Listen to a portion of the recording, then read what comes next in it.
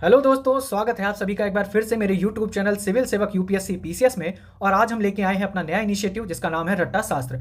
इसमें हम क्या देखेंगे, जो कई सब्जेक्ट्स हैं, ठीक है, उनमें जो रटने वाली चीज़ें हैं वो हम कैसे एक बार मतलब ट्रैवल करते टाइम या हंसते खेलते घूमते घामते उनको कवर कर लें। तो इसी सीरीज़ में हम इंडियन ज्योग्राफी के जो लगभग फैक्ट हैं वो इस वीडियो में 2 घंटे के अंदर कवर हो जाएंगे। आप 1.5x की स्पीड पे या 2x की स्पीड पे जहां पर आपको कंफर्टेबल लगे आप वीडियो देख लीजिएगा। 4 से 5 बार भी देखोगे ये सारे फैक्ट आपको मतलब याद हो जाएंगे, ठीक है। बाकी इस सेशन की कोई भी पीडीएफ आपको नहीं प्रोवाइड की जाएगी क्योंकि ऐसी पीडीएफ मार्केट में बहुत सारी हैं। पीडीएफ आप कलेक्ट करते रहते हो और चीज़ें आपके हित में नहीं जाती हैं, ठीक है। चाहता तो इसका भी मतलब आप देखोगे ना, जो भी मार्केट में पीडीएफ हैं वो इसी टाइप की हैं, यहीं से मतलब या ऐसा ही सेगमेंट है, ऐसे ही फैक्ट हैं जो मार्केट में 99, 249 में दुनिया भर तरीके से बिक रहे हैं। तो अगर आपको ये मिल रहा है तो प्लीज़ इसका लाभ उठाइए। आपको वीडियो कैसा लगा उसका भी फीडबैक आप एंड में दे सकते हैं, ठीक है। और तो चलिए शुरू करते हैं। तो इसमें पहला है भारत का सामान्य भौगोलिक परिचय। पहले भारत के बारे में देख लेते हैं। तो इसकी अवस्थिति यानी लोकेशन की अगर हम बात करें तो ये हिंद महासागर के उत्तर में स्थित है, ठीक है। आकृति इसकी कैसी है? चतुष्कोणीय है। कैसी आकृति है? चतुष्कोणीय है।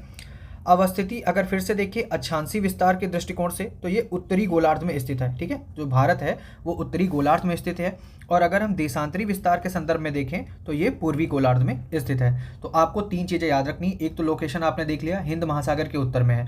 अगर हम अक्षांशीय विस्तार यानी अक्षांश के स्तर पर इसकी स्थिति देखेंगे तो ये उत्तरी गोलार्ध में है। अगर हम देशांतर के स्तर पर देखेंगे, ठीक है, इसकी अवस्थिति, तो ये पूर्वी गोलार्ध में है। अब क्षेत्रफल की दृष्टिकोण से अगर हम आकार की बात करें तो विश्व में 7वां सबसे बड़ा देश है, ठीक है। तो ये आपको पता होगा कि क्षेत्रफल के हिसाब से भारत विश्व में 7वां सबसे बड़ा देश है। नंबर 1 पर कौन है? रूस है। नंबर 2 पर कनाडा।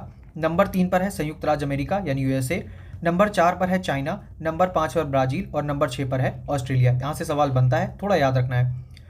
विश्व के समस्त क्षेत्रफल के स्थलीय भाग का कितना? लगभग 2.4% है। ये सवाल पूछा भी गया है, तो याद रखना है। जो विश्व के क्षेत्रफल का कितना है? लगभग 2.4% है स्थलीय भाग का। भारत का कुल क्षेत्रफल कितना है? तो 32,87,263 वर्ग किलोमीटर है, ठीक है। एक्चुअली ये रट्टा है तो इसमें थोड़ी स्पीड तेज भी हो सकती है, आप उसको अपने हिसाब से मैनेज करते रहिएगा, ठीक है। जल्दी जल्दी हम चीज़ें देखेंगे, अदरवाइज़ वीडियो बहुत ज़्यादा बड़ा हो जाएगा और फिर आपको दिक्कत देगा। तो भारत का कुल क्षेत्रफल 32,87,263 वर्ग किलोमीटर। भारत की मुख्य भूमि का विस्तार अगर हम उत्तर से दक्षिण देखें, अगर आप मैप देखते हो उसमें, तो 3214 किलोमीटर, ठीक है। ये नॉर्थ टू साउथ कितना है? 3214 किलोमीटर। और अगर हम पूर्व से पश्चिम देखेंगे यानी ऐसे, तो ये कितना है? 2933 किलोमीटर है। भारत में कुल राज्यों की संख्या कितनी है? 28। ये थोड़ा देख लीजिए ना, मतलब बहुत छोटी छोटी चीज़ें कभी कभी हमें बहुत ज़्यादा डाउट देके जाती हैं। जैसे अगर हम यूटीज़ की बात करें यानी कुल केंद्र शासित प्रदेश कितने हैं? तो 8 है। भारत की मुख्य भूमि का अक्षांशीय विस्तार कितना है? तो ये देख लीजिए 8 डिग्री 4 मिनट से 37 डिग्री 6 मिनट उत्तरी अक्षांश के मध्य है। भारत की मुख्य भूमि का अक्षांशीय विस्तार कितना? 8 डिग्री 4 मिनट से 37 डिग्री 6 मिनट उत्तरी अक्षांश, ठीक है। फिर भारत की मुख्य भूमि का जो देशांतरी विस्तार की अगर हम बात करें, अक्षांशीय देख लिया, अब देशांतरी अगर हम बात करें तो 68 डिग्री 7 मिनट से 97 डिग्री 25 मिनट पूर्वी देशांतर के मध्य स्थित है। संपूर्ण भारत अर्थात द्वीपों सहित भारत का अक्षांशीय विस्तार कितना है? तो 6 डिग्री 45 मिनट से 37 डिग्री 6 मिनट उत्तरी अक्षांश के मध्य है संपूर्ण भारत का विस्तार। अब भारत और कर्क रेखा, ये भी आपको पता है, ये क्वेश्चन बहुत आता है। जैसे विषुवत रेखा का उत्तर में स्थित 23.5 डिग्री उत्तरी अक्षांश को कर्क रेखा कहा जाता है, ठीक है, ये आपको पता होगा। कर्क रेखा भारत के कितने राज्यों से होकर गुजरती है? 8 राज्यों से होकर गुजरती है। यहाँ पर देख लीजिए पहले, जैसे ये फिर गुजरात पे गई, ठीक है, ये छोटा सा थोड़ा सा पार्ट राजस्थान में टच हुआ, फिर मध्य प्रदेश, उसके बाद छत्तीसगढ़ में, फिर कहाँ पर? फिर झारखंड जाती है, ठीक है, झारखंड, ये झारखंड हो गया। और उसके बाद हो गया पश्चिम बंगाल, त्रिपुरा और मिजोरम। तो यहाँ पर देख लीजिए गुजरात, राजस्थान, मध्य प्रदेश, छत्तीसगढ़, झारखंड, पश्चिम बंगाल, त्रिपुरा और मिजोरम। तो कर्क रेखा भारत के 8 राज्यों से होकर जाती है। माही नदी जो है, कौन सी नदी कर्क रेखा को 2 बार काटती है? तो माही नदी कर्क रेखा को 2 बार काट रही है। अब कर्क रेखा के निकटतम स्थित शहर कौन से हैं? ये सवाल पूछा जाता है, देख लीजिए। जैसे भोपाल की स्थिति क्या है? ये जो कर्क रेखा के समीप है भोपाल, ठीक है। कर्क रेखा की स्थिति 23.5 डिग्री। अब इसमें भोपाल क्या है? 23 डिग्री 25 मिनट पर स्थित है। जबलपुर 23 डिग्री 11 मिनट पर स्थित है। उज्जैन 23 डिग्री 9 मिनट पर, यानी सबसे पास जो कर्क रेखा के है वो कौन है? भोपाल है, ठीक है। रांची कितने पर? 23 डिग्री 11 मिनट पर। गांधीनगर 23 डिग्री 13 मिनट पर। अब जबलपुर और रांची, ठीक है, जबलपुर और ये जो रांची है, इनकी जो स्थिति है वो लगभग सेम है, लगभग क्या सेम ही है। जबलपुर की 23 डिग्री 11 मिनट और रांची की 23 degree 11 minute. Gandhinagar 23 degree 13 minute, Aizawl 23 degree 36 minute, Kolkata 22 degree 33 minute, Raipur 21 degree 16 minute, Jodhpur 26 degree 29 minute और अगरतला 23 डिग्री 50 मिनट। ठीक है, तो ये आपको याद रखना है। सबसे पास कौन है? भोपाल है 23 डिग्री 25 मिनट पे। फिर भारत के मानक समय की अगर हम बात करें तो 82 डिग्री 30 मिनट पूर्वी देशांतर को भारत का मानक समय चुना गया है। कौन सा है? 82 डिग्री 30 मिनट। ठीक है, 82 डिग्री 30 मिनट भारत का मानक समय। और 82 डिग्री 30 मिनट पूर्वी देशांतर रेखा प्रयागराज के नैनी से होकर गुजरती हुई भारत के 5 राज्यों में। अब ये कहाँ जा रही है? जो भारत के मानक समय, ठीक है, ये जो पूर्वी देशांतर रेखा ये कहाँ कहाँ किन राज्यों में जाती है? एक तो उत्तर प्रदेश, मध्य प्रदेश, छत्तीसगढ़, उड़ीसा और आंध्र प्रदेश से होकर गुजरती है। तो ये आपको याद रखना है। कर्क रेखा 8 राज्यों से और 82 डिग्री 30 मिनट पूर्वी देशांतर रेखा ये भारत के 5 राज्यों से, यूपी, एमपी, छत्तीसगढ़, उड़ीसा और आंध्र प्रदेश। भारत का सुदूरस्थ पूर्वी बिंदु कौन सा है? तो ये किबुथु, ठीक है, किबिथु है। ये कहाँ है? अरुणाचल प्रदेश में।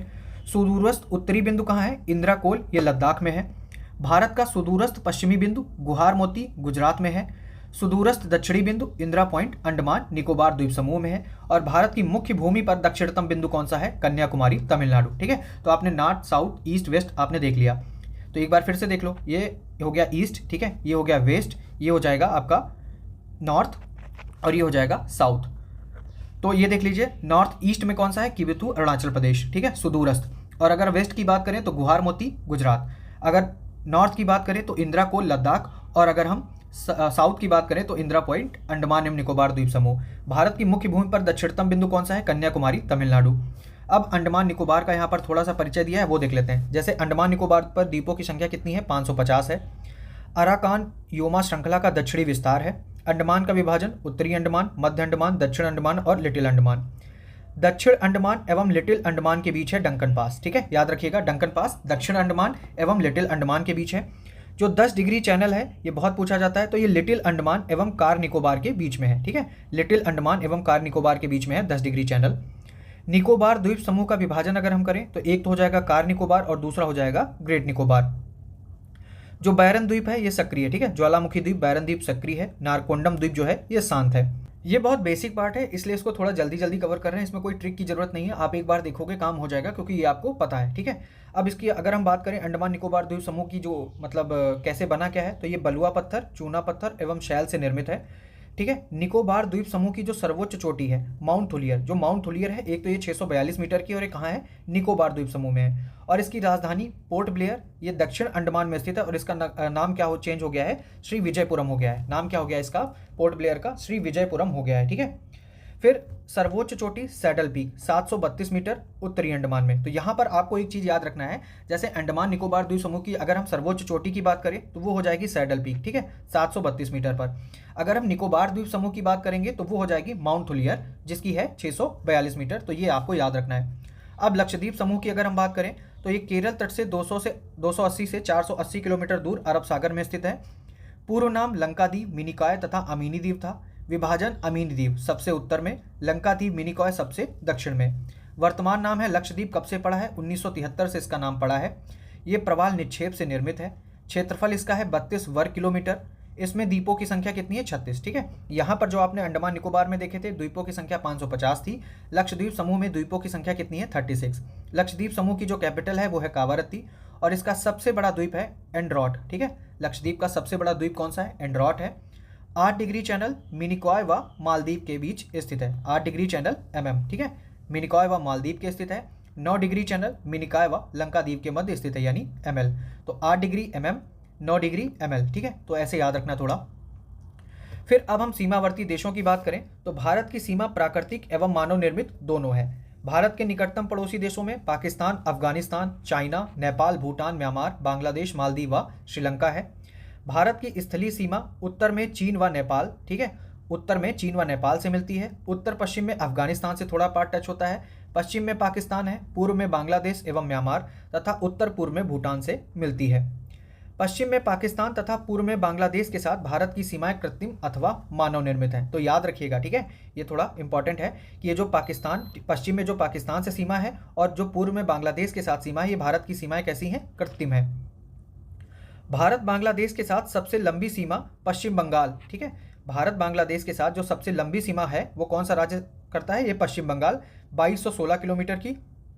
तथा भारत म्यांमार के साथ सबसे लंबी सीमा अरुणाचल प्रदेश राज्य की लगती है। तो ये आपको याद रखना है। अगर भारत बांग्लादेश के साथ जो सीमा है वो किस राज्य की सीमा सबसे ज़्यादा लगती है भारत बांग्लादेश की बॉर्डर के साथ, तो पश्चिम बंगाल की। और अगर भारत म्यांमार के साथ देखें तो वो किसकी लगती है, अरुणाचल प्रदेश की। भूटान के साथ सर्वाधिक सीमा असम, ठीक है, भूटान के साथ सर्वाधिक सीमा किसकी होती है स्पर्श, असम की। भारत चीन के मध्य सर्वाधिक सीमा लद्दाख की स्पर्श करती है, ठीक है। फिर त्रिपुरा राज्य उत्तर पश्चिम एवं दक्षिण में 3 तरफ से बांग्लादेश से घिरा हुआ है और इसके 3 तरफ अंतर्राष्ट्रीय सीमा है। यह क्वेश्चन पूछा गया है, याद रखिएगा। तो ये आपको याद रखना है कि भारत बांग्लादेश के साथ सबसे ज़्यादा किसकी सीमा साझा हो रही है, मतलब बांग्लादेश के साथ सबसे ज़्यादा कौन सा राज्य सीमा साझा करता है, तो पश्चिम बंगाल हो गया। म्यांमार के साथ सबसे लंबी सीमा कौन साझा कर रहा है राज्य, अरुणाचल प्रदेश हो गया। भूटान के साथ असम हो गया। और अगर हम चीन के साथ बात करें तो लद्दाख हो गया। जो त्रिपुरा राज्य है वो 3 तरफ से बांग्लादेश से घिरा हुआ है। किन तरफ से, उत्तर पश्चिम और दक्षिण, ठीक है, पूर्व की तरफ से नहीं है। फिर भारत की प्राकृतिक सीमाएं किनके साथ हैं, म्यांमार, भूटान, नेपाल, चाइना, पाकिस्तान, अफगानिस्तान। यहाँ पर बात की गई है कि पश्चिम में पाकिस्तान और पूर्व में बांग्लादेश के साथ भारत की सीमाएं कृत्रिम अथवा मानव निर्मित हैं। भारत की भू सीमा 15,106.7 किलोमीटर लंबी है और अभी इसमें आपने देखा होगा 47.6% की वृद्धि हुई है, जो नया डेटा आया है। जबकि द्वीप क्षेत्रों सहित तटरेखा कितनी है, 7516.6 किलोमीटर लंबी है। अब यहाँ पर एक क्वेश्चन बनता है, ये आपको याद रखना है कि भारत की पड़ोसी देशों के साथ की सीमा क्या है, ठीक है। कुल मिला के ये रट्टा है, आपको बहुत काम आने वाला है, ठीक है। अब कैसे, ये देख लेते हैं। जैसे बांग्लादेश की बात करें तो सबसे ज़्यादा जो देश है भारत के साथ, कौन सा देश सबसे ज़्यादा लंबी सीमा साझा करता है, तो ये बांग्लादेश करता है। कितनी, 4096.7। अब भारत के कौन से राज्य बांग्लादेश के साथ सीमा साझा करते हैं, ये सवाल भी इंपॉर्टेंट है। जैसे एक तो मिजोरम हो गया, ठीक है, मिजोरम हो गया, त्रिपुरा हो गया, मेघालय हो गया, असम और पश्चिम बंगाल। तो बांग्लादेश के साथ 5 राज्य सीमा साझा करते हैं। चीन के साथ अगर हम बात करें तो चीन के साथ लद्दाख, हिमाचल प्रदेश, उत्तराखंड, अरुणाचल प्रदेश और सिक्किम, यानी 1 यूटी और साथ ही 4 जो राज्य हैं वो चीन के साथ सीमा साझा कर रहे हैं। पाकिस्तान के साथ अगर हम बात करें तो पाकिस्तान के साथ कौन हो जाएगा, गुजरात, राजस्थान, पंजाब और 2 यूटी यानी लद्दाख और जम्मू कश्मीर। यहाँ पर खेल ये भी हो सकता है, थोड़ा आपने ये याद रखना है कि मान लीजिए आपने तो याद रख लिया कि चीन के साथ 5 लोग साझा कर रहे हैं सीमा, ठीक है, जैसे हिमाचल प्रदेश, उत्तराखंड, अरुणाचल प्रदेश, सिक्किम और लद्दाख। अब यहाँ पर खेल ये भी हो सकता है कि चीन के साथ भारत का 1 केंद्र शासित प्रदेश और साथ ही 4 राज्य सीमा साझा कर रहे हैं, या ये पूछ ले कि राज्य कितने करते हैं और यूटी कितने करते हैं। तो थोड़ा सा यहाँ पर आपको दिमाग के खेलना है, ठीक है। नेपाल की बात करें तो नेपाल सिक्किम के साथ सीमा साझा करता है, पश्चिम बंगाल के साथ, बिहार के साथ, उत्तराखंड के साथ और उत्तर प्रदेश के साथ सीमा साझा करता है। फिर म्यांमार की बात करें तो म्यांमार मिजोरम, मणिपुर, नागालैंड और अरुणाचल प्रदेश के साथ सीमा साझा करता है। भूटान की बात करें तो अरुणाचल प्रदेश, असम, पश्चिम बंगाल और सिक्किम, ठीक है। भूटान अरुणाचल के साथ, असम के साथ, पश्चिम बंगाल के साथ और सिक्किम के साथ। और अफगानिस्तान 106 किलोमीटर सीमा साझा करता है, और कौन सा राज्य, यूटी हो गया ये लद्दाख, ठीक है। तो आपको याद रखना है कि भारत किस देश के साथ सबसे लंबी सीमा साझा करता है, तो बांग्लादेश के साथ, और सबसे कम सीमा किसके साथ साझा कर रहा है, अफगानिस्तान के साथ, ठीक है। एक से अधिक देशों की सीमा को स्पर्श करने वाले राज्य और केंद्र शासित प्रदेश, जैसे असम है, ठीक है। अब यहाँ पर थोड़ा और आपके लिए आसान हो जाए काम, तो असम बांग्लादेश और भूटान के साथ सीमा साझा करता है। अरुणाचल प्रदेश ये चाइना के साथ भी, म्यांमार के साथ भी और भूटान के साथ सीमा साझा करता है। उत्तराखंड चीन और नेपाल के साथ, मिजोरम बांग्लादेश और म्यांमार के साथ, सिक्किम नेपाल, चीन और भूटान के साथ सीमा साझा करता है। पश्चिम बंगाल की बात करें तो बांग्लादेश के साथ, नेपाल के साथ और भूटान के साथ सीमा साझा करता है। और लद्दाख के साथ अगर हम बात करें तो पाकिस्तान, अफगानिस्तान और चीन, ठीक है। लद्दाख इनके साथ, पाकिस्तान के साथ, अफगानिस्तान के साथ और चीन के साथ अपनी सीमा साझा करता है। भारत और पड़ोसी देशों के बीच की समय अगर हम सीमा रेखा की बात करें, जैसे भारत बांग्लादेश के बीच जो सीमा रेखा है उसका नाम क्या है, रेड क्लिफ। तो रेड क्लिफ किसके बीच में है, भारत और बांग्लादेश के बीच में है। चीन और भारत के बीच में कौन सी है, मैकमोहन रेखा है। मैकमोहन रेखा चीन और भारत के बीच में है। फिर एक रेड क्लिफ रेखा, ये भारत और पाकिस्तान के मध्य स्थित है, ठीक है। वैसे अगर आप लगाओगे तो भारत और पाकिस्तान ही लगाओगे, ठीक है, रेड क्लिफ रेखा। भारत अफगानिस्तान ये डूरंड रेखा है, और भारत म्यांमार के बीच इंडो बर्मा बैरियर है। तो ये आपको याद रखना है, चीन भारत मैकमोहन रेखा, ठीक है, भारत पाकिस्तान रेड क्लिफ रेखा, भारत अफगानिस्तान डूरंड रेखा और Bharat Myanmar Indo Burma barrier. अगर रेड क्लिफ रेखा आ जाए तो आपको भारत पाकिस्तान ही टिक करना है। फिर यहाँ पर हमने फिर से देख लेना है कि 8 डिग्री चैनल मामा यानी मिनिकॉय व मालदीव के मध्य है। 9 डिग्री चैनल एमएल यानी मिनिकॉय व लक्षद्वीप के मध्य है। 10 डिग्री चैनल लघु अंडमान व कार निकोबार के मध्य स्थित है, ठीक है। फिर डंकन पास की अगर हम बात करें तो लघु अंडमान व दक्षिण अंडमान के मध्य स्थित है। 10 डिग्री चैनल लघु अंडमान व कार निकोबार के मध्य है, 10 डिग्री चैनल, ठीक है। अब डंकन पास वो लघु अंडमान व दक्षिण अंडमान के मध्य है। मन्नार की खाड़ी की बात करें अगर हम, तो ये तमिलनाडु व श्रीलंका के मध्य स्थित है, ठीक है, मन्नार की खाड़ी। कोको चैनल की बात करें तो कोको द्वीप कहाँ है, म्यांमार में है और उत्तरी अंडमान के मध्य ये है। कोको चैनल कहाँ है, म्यांमार व उत्तरी अंडमान के मध्य है। और पाक स्ट्रेट ये तमिलनाडु व श्रीलंका के मध्य है। तो तमिलनाडु और श्रीलंका के मध्य दो चीज़ें हैं, पाक स्ट्रेट और दूसरा मन्नार की खाड़ी। भारत 3 ओर से समुद्र से घिरा है। भारत के तट रेखा की लंबाई 7516.6 किलोमीटर है। भारत की तट रेखा पर 9 राज्य एवं 4 केंद्र शासित प्रदेश स्थित हैं, ठीक है। तो सब राज्य की अगर हम यूटी की बात करें तो अंडमान और निकोबार द्वीप समूह, ये तो आपको पता है समुद्र में ही है, तो 1962 सबसे ज़्यादा तट रेखा यही साझा कर रहा है। राज्यों की बात में करें तो गुजरात सबसे लंबी तट रेखा वाला राज्य, ठीक है, सबसे लंबी तट रेखा वाला राज्य कौन सा है, गुजरात है। नंबर 2 पर आंध्र प्रदेश आ जाता है। अगर हम ओवरऑल की बात करेंगे जिसमें राज्य और यूटी शामिल होगा तो वो अंडमान निकोबार द्वीप समूह हो जाएगा। अगर हम सिर्फ राज्यों की बात करेंगे तो नंबर 1 पर गुजरात आ जाएगा, नंबर 2 पर आंध्र प्रदेश, नंबर 3 पर तमिलनाडु, नंबर 4 पर महाराष्ट्र और नंबर 5 पर केरल, ठीक है। ये याद रखना है, भारत की तटरेखा पर 9 राज्य और 4 केंद्र शासित प्रदेश स्थित हैं, ठीक है। तटरेखा पर कितने हैं, 9 राज्य हैं, और अगर यूटी की बात करें तो कितनी है, 4 यूटीज हैं। फिर भारतीय तटरेखा की अगर हम बात करें, जैसे विभाजन, पश्चिमी तट और पूर्वी तट, तटरेखा की लंबाई 7516.6 किलोमीटर, ठीक है, ये सारी चीज़ें हो गई। सर्वाधिक लंबी तटरेखा किसकी है, गुजरात की है। तट से लगे केंद्र शासित प्रदेश कौन से हो गए, दादरा और नागर हवेली हो गया तथा दमन एवं दीव, लक्षद्वीप हो गया, पुडुचेरी हो गया और अंडमान निकोबार द्वीप समूह हो गया। सबसे छोटी तटरेखा किसकी है, पुडुचेरी, ठीक है। अगर हम यूटी में देखें, और राज्यों में कौन है, गोवा, राज्यों में कौन है, गोवा। तट से लगे राज्यों की संख्या 9, कौन कौन से हैं, गुजरात, महाराष्ट्र, गोवा, कर्नाटक, केरल, तमिलनाडु, आंध्र प्रदेश, उड़ीसा और पश्चिम बंगाल। तो ये सारी चीज़ें हो गई। फिर भारत से संबंधित अन्य महत्वपूर्ण तथ्य, यहाँ फिर एक बार आपका फिर से रिवीजन हो जाएगा। जैसे विश्व जनसंख्या का प्रतिशत कितना है, 17.5% विश्व के क्षेत्रफल का हिस्सा 2.4%। क्षेत्रफल के आधार पर विश्व में स्थान क्या है, 7वां है। पूर्वी एवं पश्चिमी छोर के बीच समय अंतराल कितना है, 2 घंटे का है। प्रादेशिक जल सीमा 12 समुद्री मील, ठीक है। प्रादेशिक जल सीमा जो है वो कितनी है, 12 समुद्री मील है। संलग्न क्षेत्र मंडल ये 24 समुद्री मील है। अनन्य क्षेत्र, ठीक है, ये 200 समुद्री मील है। भारत के औसत समुद्र तल का मापन कहाँ से किया जाता है, चेन्नई से। जनसंख्या के आधार पर विश्व में कौन सा स्थान है, पहला स्थान है भारत का। अब भारत के सागर पुलिन की बात करते हैं तो दीघा, ठीक है, सागर पुलिन और ये राज्य, तो दीघा कहाँ है, दीघा है पश्चिम बंगाल में। गोपालपुर उड़ीसा में। कोलबा और कलांगुट ये कहाँ है, गोवा में है। जुहू पुलिन ये आपको पता ही होगा, मुंबई में। मेरीना कहाँ है, चेन्नई में। पुरी ओडिशा में और कोवलम है केरल में, ठीक है। तो एक बार फिर से देख लेना, दीघा पश्चिम बंगाल, गोपालपुर ओडिशा, कोलबा कलांगुट ये कहाँ है, गोवा में। जुहू मुंबई, मेरीना चेन्नई और पुरी ओडिशा में, और कोवलम कहाँ है, केरल तट पर। अब अगर हम भारत के प्रमुख दर्रों की बात करें, जैसे लद्दाख में कौन कौन से दर्रे हैं, सबसे पहले यही देख लेते हैं, लद्दाख में कौन कौन से हैं। काराकोरम तो आपको पता होगा, खारदुंगला, जोजिला, ठीक है, खारदुंगला, जोजिला, चांगला, जाराला, लानकला, तो ये सारे कहाँ हैं, लद्दाख में है।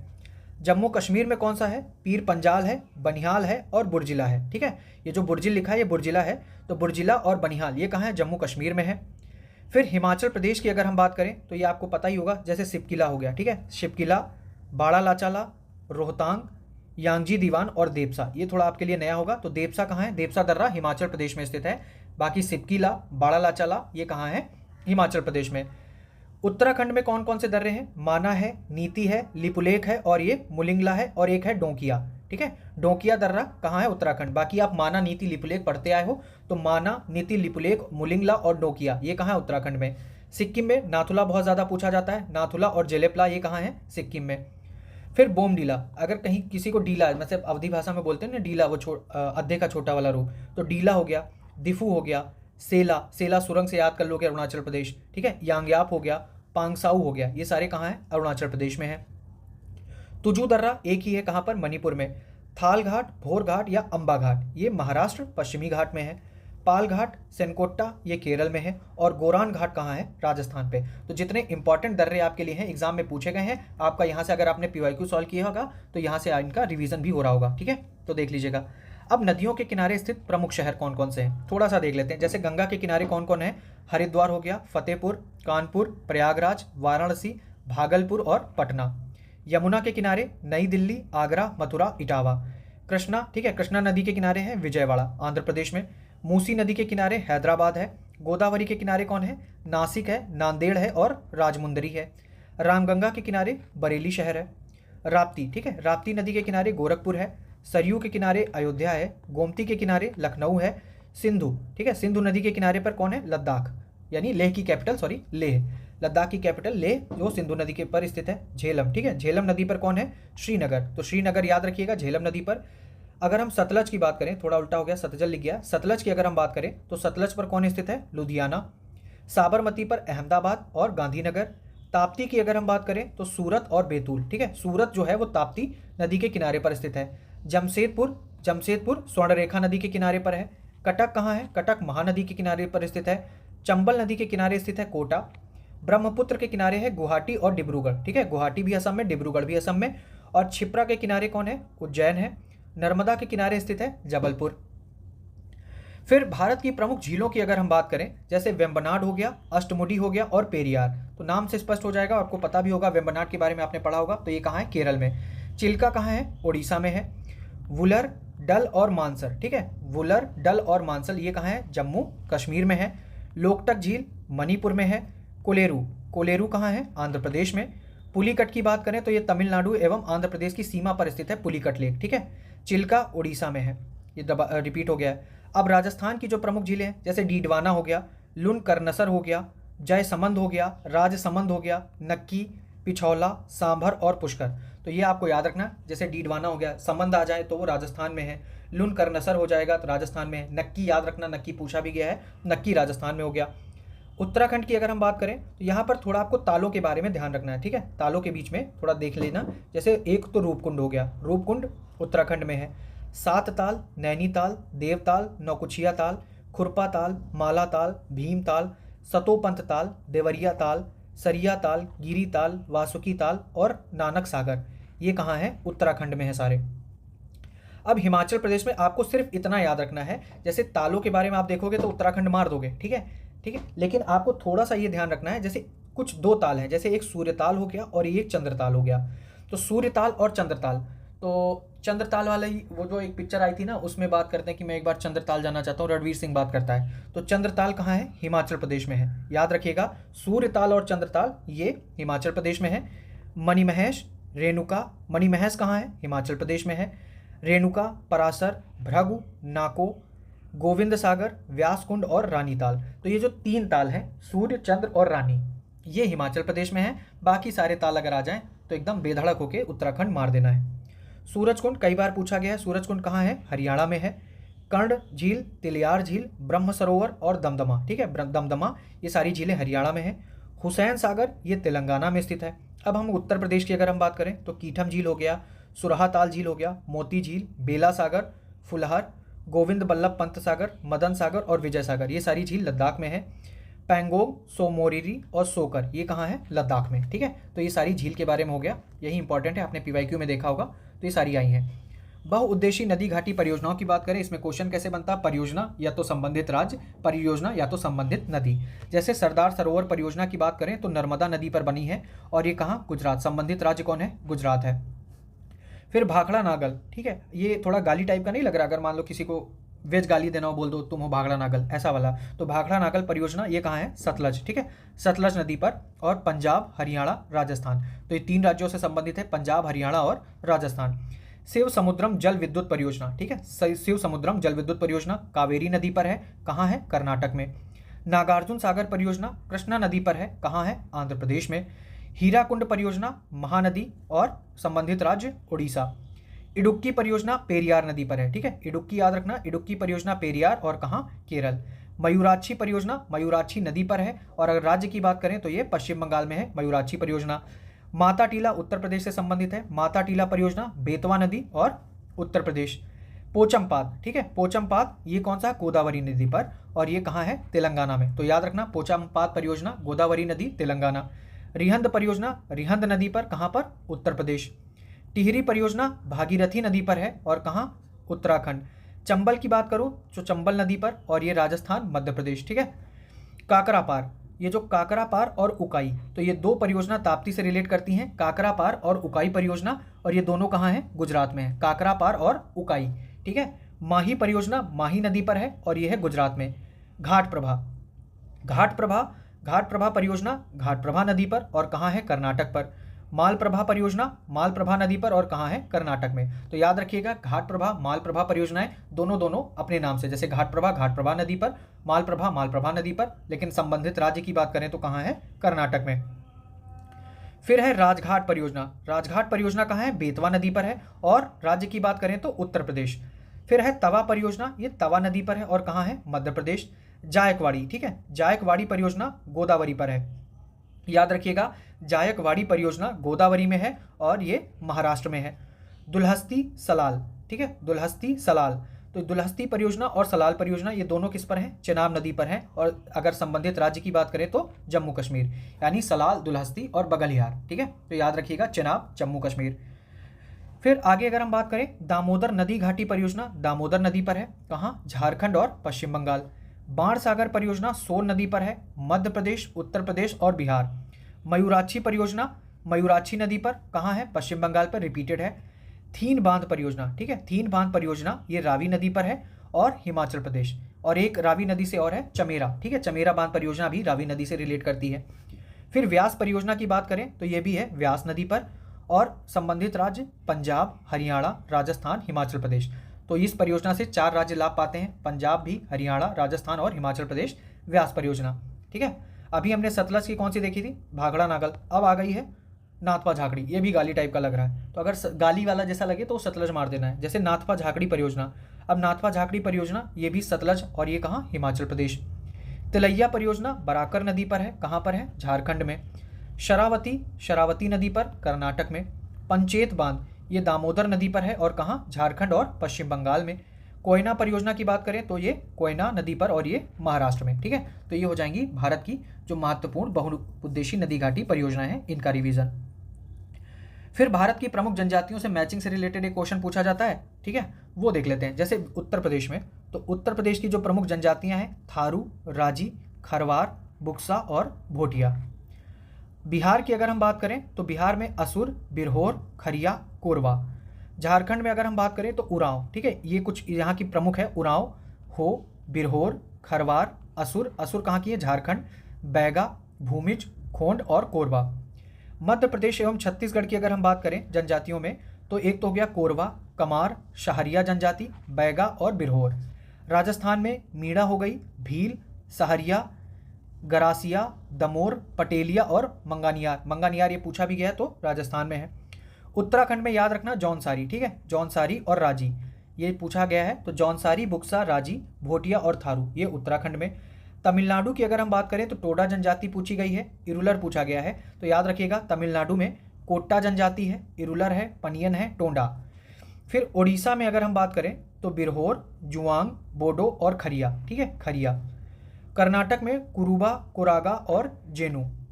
गुजरात में सिद्दी, कोतवालिया और कोलगा। पश्चिम बंगाल में टोटो, लोधा और बिरहोर, पश्चिम बंगाल में टोटो जनजाति, ठीक है।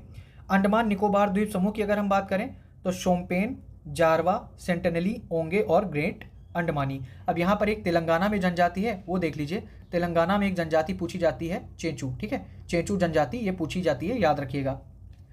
फिर भारत की प्रमुख जनजातियां एवं निवास क्षेत्र। अब यहाँ पर इन्होंने थोड़ा सा काम और आसान कर दिया है कि एक जनजाति किन किन राज्यों में है। जैसे अगर हम भील की बात करें तो भील गुजरात में है, मध्य प्रदेश में है, छत्तीसगढ़ में है, महाराष्ट्र में है और राजस्थान में है। गोंड जनजाति कहाँ कहाँ पाई जाती है, बिहार में, बिहार में, पश्चिम बंगाल में, झारखंड, महाराष्ट्र, छत्तीसगढ़, मध्य प्रदेश, उत्तर प्रदेश, उड़ीसा, गुजरात और कर्नाटक में भी पाई जाती है गोंड जनजाति। गद्दी की बात करें तो गद्दी हिमाचल प्रदेश में। संथाल की अगर हम बात करें तो बिहार, झारखंड, पश्चिम बंगाल, उड़ीसा और त्रिपुरा। मुंडा जनजाति की बात करें तो मुंडा बिहार, झारखंड, मध्य प्रदेश, छत्तीसगढ़, पश्चिम बंगाल और उड़ीसा में। कोरवा जनजाति झारखंड और छत्तीसगढ़ में। और कोल की बात करें तो ये भी बिहार, झारखंड, छत्तीसगढ़, मध्य प्रदेश और उड़ीसा में पाई जाती है, ठीक है। फिर भारत की प्रमुख नदियाँ, इसमें क्या क्या देखेंगे, एक तो इनका उद्गम स्थल देखेंगे, संगम मुहाना देखेंगे, लंबाई देखेंगे और सहायक नदियाँ देखेंगे। तो ये भी आपका सेगमेंट तैयार हो जाएगा यहीं से, ठीक है, देखते हैं। तो चलिए सिंधु की बात कर लेते हैं। सिंधु का उद्गम स्थल है कैलाश पर्वत श्रेणी में बोखरचू के निकट एक हिमनद से, अरब सागर में ये जाकर गिर जाती है। 2880 इसकी लंबाई है टोटल, जबकि भारत में इसकी कितनी है 1114। इसकी सहायक नदियों की अगर हम बात करें तो ये हैं श्योक, द्रास, कुर्रम, गोमल, काबुल, सिंगार, गिलगिट, झेलम, चिनाब, रावी, व्यास और सतलज, ये इसकी सहायक नदियाँ हो गई। फिर झेलम की अगर हम बात करें तो वेरीनाग झील से ये निकलती है, ठीक है। झेलम निकलती है वेरीनाग झील से, जो कि है जम्मू कश्मीर में, और ये इसका संगम या मुहाना की बात करें तो झेलम चिनाब नदी में जाकर मिल जाती है, ठीक है। टोटल इसकी जो लंबाई है वो 724 किलोमीटर है और इसकी सहायक नदियां हैं किशनगंगा। फिर आगे अगर हम देखें चिनाब की, चिनाब कहाँ से निकलती है तो बड़ा लाचा दर्रे के निकट चंद्र और भागा नामक दो नदियों के संगम से चिनाब नदी मिलती है। दो नदियां हैं चंद्र और भागा, उनके संगम से चिनाब नदी निकलती है, ठीक है। और ये कहाँ मिलती है, ये जाकर सतलज नदी में मिल जाती है। चिनाब की जो लंबाई है वो है 1180 किलोमीटर और इसकी सहायक नदियों की बात करें तो झेलम, रावी और तवी नदी इसकी सहायक है। फिर रावी नदी की बात करें तो रावी कहाँ से निकल रही है, रोहतांग दर्रा। रोहतांग दर्रा है कहाँ, हिमाचल प्रदेश में। तो रोहतांग दर्रा निकलता है हिमाचल प्रदेश से और इसका ये जो मिलती है ये चिनाब में जाकर मिल जाती है, ठीक है। और इसकी लंबाई है 725 किलोमीटर और इसकी सहायक नदी है श्यूल। तो एक चीज़ आपको ध्यान रखना है कि झेलम मिलती है चिनाब में, ठीक है, चिनाब मिलती है सतलज में और रावी मिलती है चिनाब में। फिर आगे अगर हम व्यास नदी की बात करें तो व्यास कहाँ से निकलती है, व्यास कुंड रोहतांग दर्रा से निकलती है व्यास नदी और ये जाकर मिलती है सतलज नदी में। इसकी लंबाई कितनी है, 470 है। और पार्वती, हरला और तीर्थन पूछे भी गई हैं, याद रखिएगा। पार्वती, हरला और तीर्थन ये किसकी सहायक नदियां हैं, व्यास की सहायक नदियां हैं। फिर सतलज की अगर हम बात करें तो यहाँ पर राकसताल लिखा है, ठीक है। राकसताल से निकलती है, तिब्बत में है जो कि राकसताल से निकलती है सतलज, ठीक है। और इसको ट्रांस हिमालयन नदी बोला जाता है और ये किस में जाकर मिलती है, ये मिलती है चिनाब नदी में। इसकी भारत में लंबाई है 1050 और टोटल अगर हम बात करें तो 1500 इसकी लंबाई है। व्यास, स्पीति और बसपा ये इसकी सहायक नदियां हैं।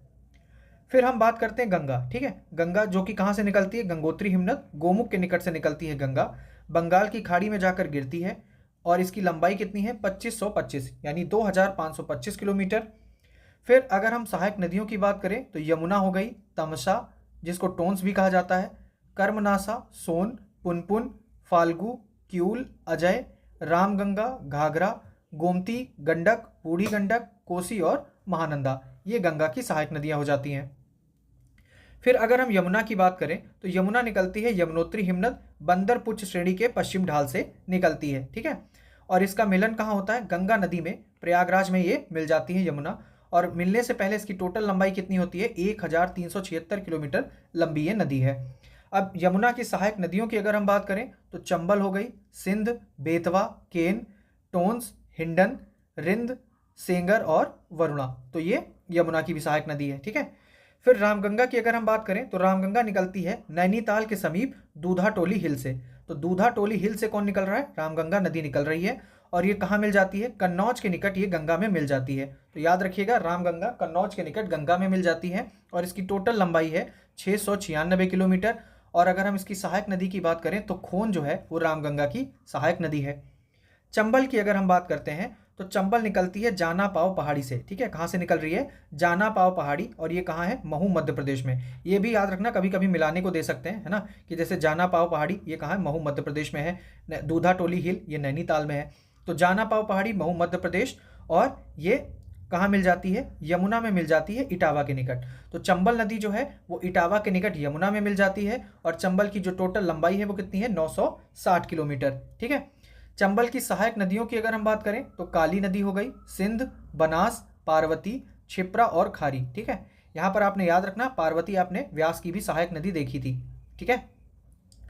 फिर घाघरा और सरयू की अगर हम बात, मतलब घाघरा जिसको सरयू भी बोलते हैं, उसकी बात करें तो ये कहाँ से निकल रही है, मापचा चुंग हिमानी से निकल रही है, जो कि कहाँ है, तिब्बत में। तो घाघरा निकल रही है मापचा चुंग हिमानी से और ये बिहार के निकट छपरा में, कहाँ पर, बिहार के निकट छपरा में गंगा में मिल जाती है। और इसकी टोटल लेंथ की अगर हम बात करें तो 1080 किलोमीटर इसकी लंबाई है। घाघरा की सहायक नदियों की अगर हम बात करें तो चौकिया, राप्ती, शारदा और सेती, ठीक है। कौन है, चौकिया, राप्ती, शारदा और सेती। फिर सोन नदी की बात करते हैं। सोन नदी का उद्गम स्थल क्या है, अमरकंटक पहाड़ से निकलती है, अमरकंटक पठार से निकलती है, सॉरी, सोन नदी, और ये पटना के निकट गंगा में मिल जाती है, ठीक है। पटना के निकट गंगा में मिल जाती है सोन नदी और इसकी टोटल लंबाई है 780 किलोमीटर। अगर हम सहायक नदियों की बात करें तो रिहंद हो गई, उत्तरी कोयल, जोहिला, गोपद, कन्हार, घग्गर और बनास, ठीक है, ये सारी नदियां हैं। फिर कोसी की अगर हम बात करें तो कोसी कहाँ से निकल रही है, तिब्बत में एक जगह है गोसाई थान शिखर, ठीक है, तिब्बत में जगह है गोसाई थान शिखर, यहाँ से कोसी निकल रही है। और अगर हम बात करें कि ये मिल कहाँ रही है, तो ये भागलपुर के निकट गंगा नदी में मिल जाती है। और इसकी टोटल लेंथ कितनी है, 729 किलोमीटर। और अगर हम इसकी सहायक नदियों की बात करें कोसी की, तो अरुण हो गई, सुन कोसी हो गई और दूध कोसी हो गई, ठीक है। बेतवा की अगर हम बात करते हैं तो बेतवा निकलती है विंध्य पर्वत। अब ये कहाँ है, विंध्य पर्वत है रायसेन जिला मध्य प्रदेश में।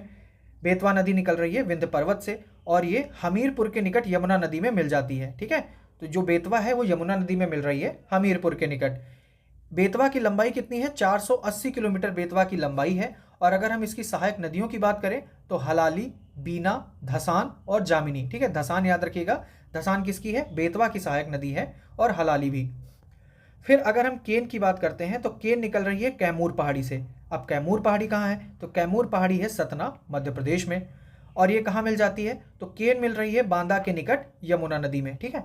अब बेतवा मिलती है यमुना नदी में, केन मिलती है यमुना नदी में। बेतवा मिल रही है हमीरपुर के निकट और जो केन है वो मिल रही है बांदा के निकट। तो और केन की अगर हम लंबाई की बात करें तो 427 किलोमीटर लंबी है केन, ठीक है। इसकी सहायक नदियां कौन सी है, सोनार नदी है, बाना है, वीरमा है, उर्मिल और कैल, ये क्या है, ये सब केन की सहायक नदियां हैं। फिर अगर हम दामोदर की बात करें तो दामोदर नदी निकलती है छोटा नागपुर पठार से और ये किससे मिलती है, हुगली नदी में जाकर मिल जाती है दामोदर नदी, ठीक है। 592 इसकी टोटल लेंथ है। और इसकी सहायक नदियों की बात करें तो बराकर, ठीक है, बराकर जो है ये इसकी सहायक नदी है, कोनार, जमुनिया और साली, तो ये किसकी सहायक नदियां हैं, दामोदर की। फिर बात करते हैं गोमती की, ठीक है। गोमती कहाँ से निकल रही है, गोमती निकल रही है फुलहार झील, और फुलहार झील कहाँ है, पीलीभीत जिला उत्तर प्रदेश में। और ये गाजीपुर के निकट गंगा नदी में मिल जाती है। तो गोमती निकल रही है पीलीभीत से, ठीक है, और मिल रही है गाजीपुर के निकट, यानी फुलहार झील से निकलकर गाजीपुर के निकट गंगा नदी में मिल जाती है गोमती। गोमती की अगर हम टोटल लंबाई की बात करें तो 900 इसकी टोटल लेंथ है, ठीक है, 900 किलोमीटर। और सहायक नदी है इसकी साई नदी, एक ही सहायक है सई नदी, उसकी बात की गई है। फिर शारदा, जिसको काली नदी भी बोला जाता है, ये निकलती है मिलाम हिमनद से, ठीक है। कहाँ से निकल रही है, मिलाम हिमनद से निकल रही है। और ये कहाँ मिल जाती है, बाराबंकी जिला, ठीक है, बाराबंकी जिला के पास घाघरा नदी में ये मिल जाती है शारदा। टोटल इसकी लंबाई कितनी है, 350 किलोमीटर ये लंबी है। और अगर हम इसकी सहायक नदियों की बात करें तो कुभी, धौली और गोरी, ये इसकी सहायक नदियां हैं। फिर ब्रह्मपुत्र, जिसको तिब्बत में सांगपो बोला जाता है, ठीक है, ब्रह्मपुत्र को तिब्बत में सांगपो बोलते हैं। और ये कहाँ से निकलती है, चोमा युंगडुंग हिमनद, ठीक है, नाम याद रखिएगा, तिब्बत में है चोमा युंगडुंग हिमनद, यहाँ से निकलती है ब्रह्मपुत्र। और ये पद्मा, ठीक है, कहाँ मिल जाती है, पद्मा गंगा नदी से मिल जाती है, ठीक है, याद रखिएगा। फिर इसकी जो लंबाई है टोटल, ये है 2900 किलोमीटर लंबी है ब्रह्मपुत्र, लेकिन भारत में जो इसका बहाव क्षेत्र है वो कितना, 916 किलोमीटर का है। अब इसकी सहायक नदियों की बात करें जो इंपॉर्टेंट हैं, पूछी भी जाती हैं, जैसे जयमोली हो गया, तिस्ता हो गया, कामेंग, सुबनसिरी, धनसिरी, दिहांग, दिबांग, लोहित, पगलादिया, जिया भरेली और तिस्ता, ये सब किसकी सहायक नदियां हैं, ब्रह्मपुत्र की। फिर अगर हम तिस्ता की बात करें, ठीक है, अभी हाल ही फिलहाल ये तिस्ता बहुत ज़्यादा न्यूज़ में रहा है, तो तिस्ता की अगर हम बात करें तो तिस्ता निकलती है चोलामू झील, ठीक है, सिक्किम में है चोलामू झील, यहाँ से निकल रही है तिस्ता नदी।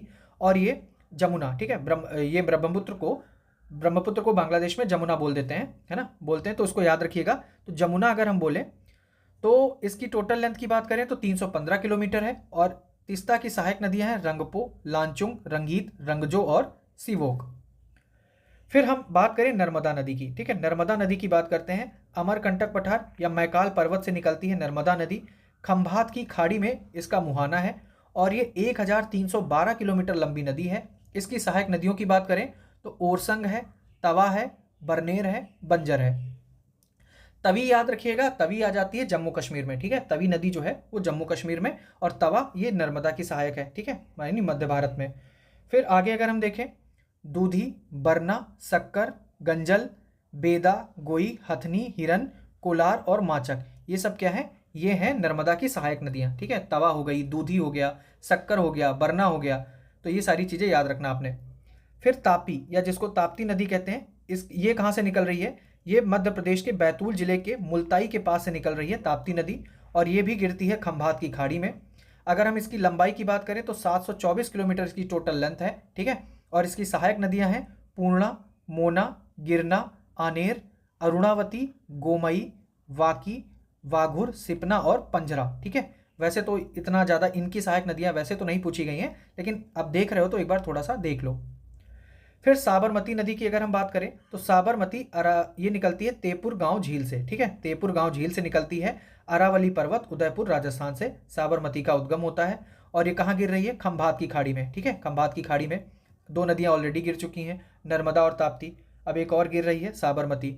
टोटल लेंथ कितनी है? 371 किलोमीटर ये लंबी है। और अगर इसकी सहायक नदियों की बात करें तो वाकल, हरनव, हाथमती और सेई। ठीक है, फिर बात करते हैं माही नदी की। माही नदी निकल रही है विंध्याचल पहाड़ी, धार जिला, मध्य प्रदेश से, और ये भी गिर रही है खंभात की खाड़ी में। तो आपने ये देखना है खंभात की खाड़ी में कौन सी नदी गिरी? 4 गिरी है, नर्मदा, ताप्ती, साबरमती और माही। टोटल लंबाई कितनी है? 583। अब ये भी हमने देखा था कि माही नदी कर्क रेखा को 2 बार पार करती है। ठीक है, माही की अगर हम सहायक की बात करें तो भादर हो गया, पानम हो गया, कुन हो गया और गोमा हो गया। फिर बात करते हैं लूनी नदी। अब लूनी नदी अरावली पर्वतमाला की पुष्कर घाटी में यानी अजमेर राजस्थान में से निकलती है और कच्छ के रन में ये इसका मुहाना है। 320 किलोमीटर इसकी टोटल लेंथ है और इसकी सहायक नदियां हैं जवाई, सुकरी, गुहिया, बांडी, लीलाडी और जोजरी। ठीक है, तो ये सारी चीज़ें हो गई। अब बात करेंगे महानदी की। तो महानदी अगर हम देखें तो महानदी कहाँ से निकल रही है? सिहावा पहाड़ी, धमतरी, छत्तीसगढ़ से निकल रही है। सिहावा पहाड़ी से निकलती है महानदी, बंगाल की खाड़ी में। ठीक है, बंगाल की खाड़ी में कटक के समीप ये मिल जाती है। 851 किलोमीटर लंबी है। और अगर हम इसकी सहायक नदियों की बात करें तो कौन सी है? शिवनाथ हो गया, मंड हो गया, इब, हसदेव, ओंग, जोंक, तेल। याद रखिएगा, शिवनाथ, मंड, इब, हसदेव, ओंग, जोंक और तेल, ये सब किसकी हैं? शिवनाथ की हैं। फिर गोदावरी, जिसको दक्षिणी गंगा या बूढ़ी गंगा भी कहा जाता है, ये निकलती है नासिक की त्र्यंबकेश्वर पहाड़ियों से। ठीक है, बंगाल की खाड़ी में जाकर गिरती है। टोटल लेंथ कितनी है? 1465 किलोमीटर लंबी है। और अगर हम इसकी सहायक नदियों की बात करें तो प्राणहिता, पूर्णा, दूधना, सबरी। सबरी किसकी सहायक नदी है? गोदावरी की। पेनगंगा, वेनगंगा, वर्धा, इंद्रावती, मंजीरा, प्रवरा और मनेर। ठीक है, प्रवरा और सबरी गोदावरी की सहायक नदियां हैं। पेनगंगा, वेनगंगा, इंद्रावती ये भी गोदावरी की सहायक नदियां हैं। प्राणहिता, पूर्णा। ठीक है, अब बात करते हैं कृष्णा। तो कृष्णा निकलती है महाबलेश्वर, महाराष्ट्र के महाबलेश्वर से निकल रही है कृष्णा। और ये जहाँ कहाँ गिर रही है? बंगाल की खाड़ी में जाकर गिर जाती है। और इसकी टोटल लेंथ है 1401 किलोमीटर। इसकी सहायक नदियों की बात करें तो भीमा हो गई, तुंगभद्रा जो है वो कृष्णा की सहायक है, मूसी जिसके किनारे हैदराबाद है। ठीक है, कोयना, तो भीमा, तुंगभद्रा, मूसी, कोयना, पंचगंगा, दूधगंगा, मालप्रभा, घाटप्रभा, येरला, वेन्ना, परेलू, मुन्नेरू। ठीक है, ये याद रखना, बेसिकली जो पूछी जाती हैं, भीमा, तुंगभद्रा, मूसी, कोयना, वे और पंचगंगा, दूधगंगा, मालप्रभा, घाटप्रभा। जैसे आपने पढ़ा था पेनगंगा, वेनगंगा, वो गोदावरी की हैं। यहाँ पर है पंचगंगा और दूधगंगा, ये किसकी हैं? कृष्णा की सहायक नदियाँ हैं। ठीक है, फिर घाटप्रभा और मालप्रभा भी कृष्णा की हैं। कावेरी की अगर हम बात करें तो इसको दक्षिण भारत की गंगा बोला जाता है। ब्रह्मगिरी पहाड़ी, कोगाडू जिला, कर्नाटक की ब्रह्मगिरी पहाड़ी से निकलती है कावेरी और ये बंगाल की खाड़ी में जाकर गिरती है। 800 किलोमीटर इसकी लंबाई है। और अगर हम इसकी सहायक नदियों की बात करें तो हेरंगी, हेमवती, अर्कावती, मतलब देवियों के नाम लगेंगे कुल मिला के, अमरावती, लोकपावनी, सिमसा, काबिनी, सुवर्णवती, नोइल और भवानी। ठीक है, तो ऐसा नहीं लग रहा कि ये दुर्गा जी के मतलब कुछ समानार्थी या पर्यायवाची शब्द हैं, तो उस हिसाब से आप देख लो, है ना। कावेरी की बहुत इजीली आप कर लोगे। फिर पेन्नार की बात करें तो पेन्नार ये कसावा पहाड़ी, नंदी दुर्ग श्रेणी, कर्नाटक में है। कसावा पहाड़ी, नंदी दुर्ग श्रेणी, ये भी आपने याद रखना है कि ब्रह्मगिरी पहाड़ी कहाँ है, किस स्टेट में है। अब यहाँ पर कसावा पहाड़ी आया, ये कहाँ है? ठीक है, सिहावा पहाड़ी आया था, वो कहाँ है? और ये पेन्नार कहाँ गिरती है? बंगाल की खाड़ी में जाकर गिरती है। 597 किलोमीटर इसकी लेंथ है। और अगर हम इसकी सहायक नदियों की बात करें तो चिरावती, जयमंगली और पापाग्नि। ठीक है, ये इसकी सहायक नदियाँ हो गई। तो इस हिसाब से हमने जो इंपॉर्टेंट नदियाँ हैं, सहायक नदियाँ, वो सारी चीज़ें हमने देख ली। अगला है पंचप्रयाग। ठीक है, विष्णुप्रयाग की बात करें, विष्णुप्रयाग तो इसमें अलकनंदा और धौलीगंगा। विष्णुप्रयाग में क्या है? अलकनंदा और धौलीगंगा। अब नंद से, अब सब में अलकनंदा कॉमन रहेगी, जितने पांचों प्रयाग हैं इसमें अलकनंदा कॉमन रहेगी।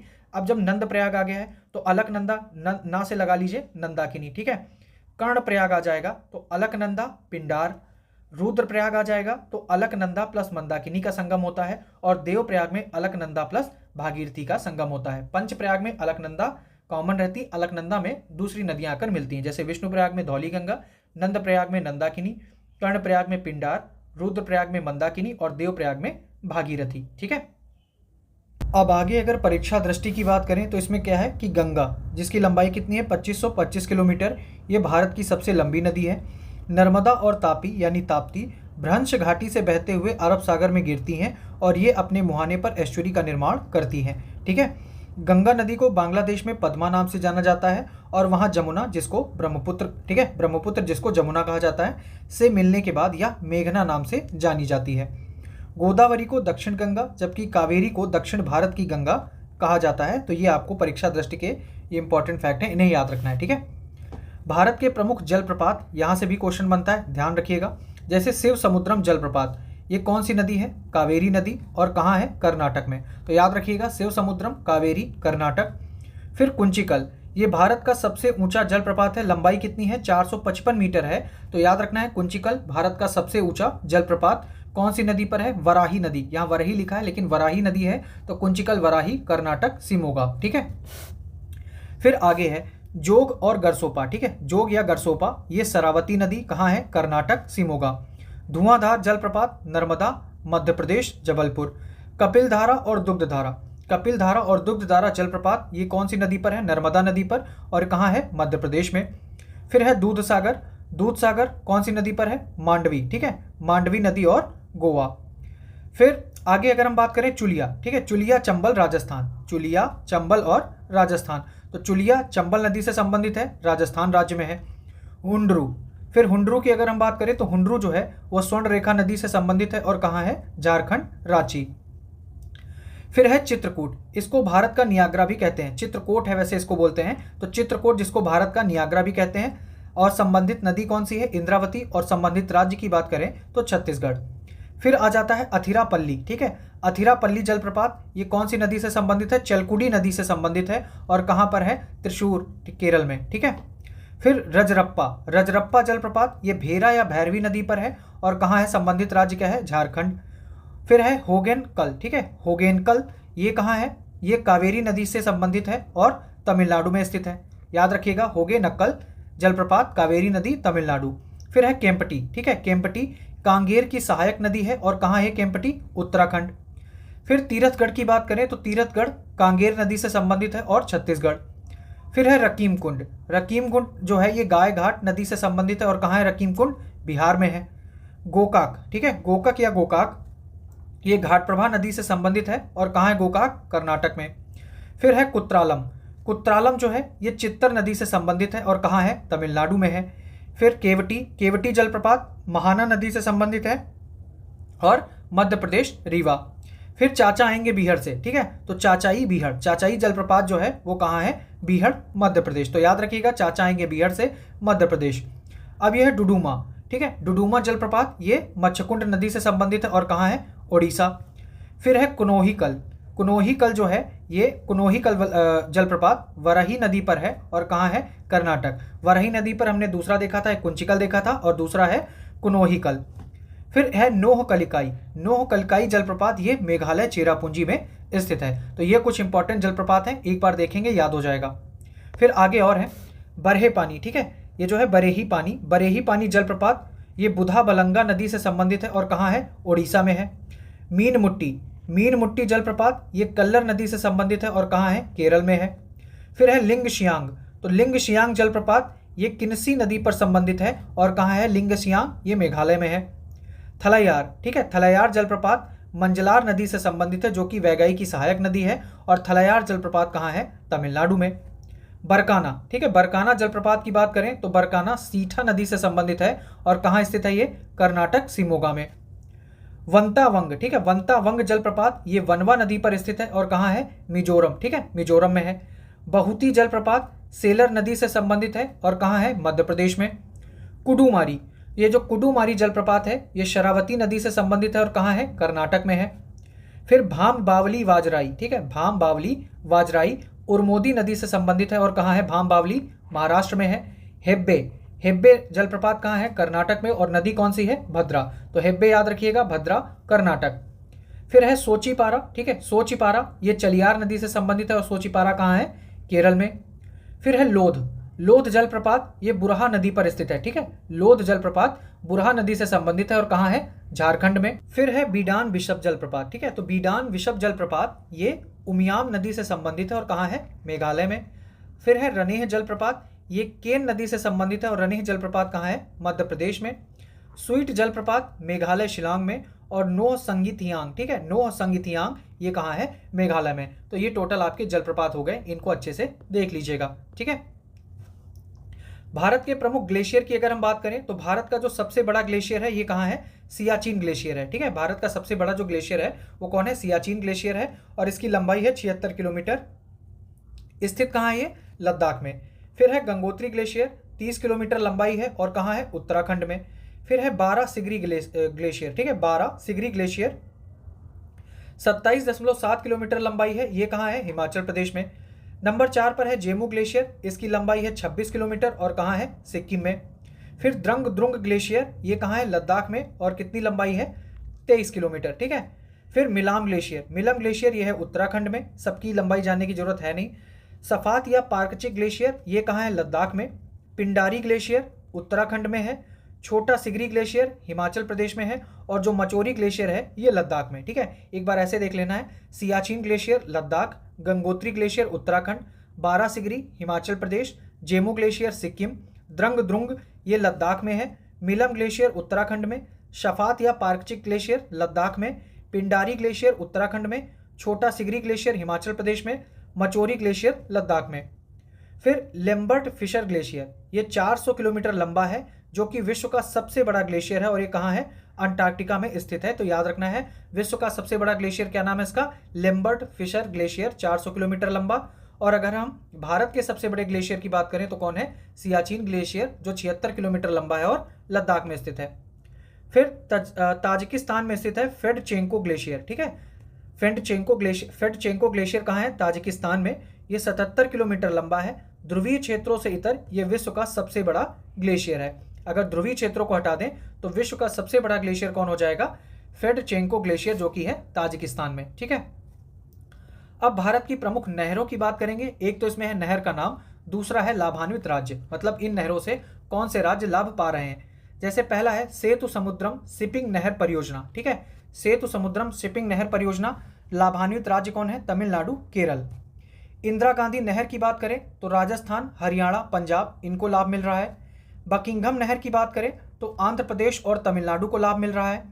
फिर पश्चिम तटीय नहर, जो कि राष्ट्रीय जलमार्ग 3 भी है, इससे केरल को लाभ मिल रहा है।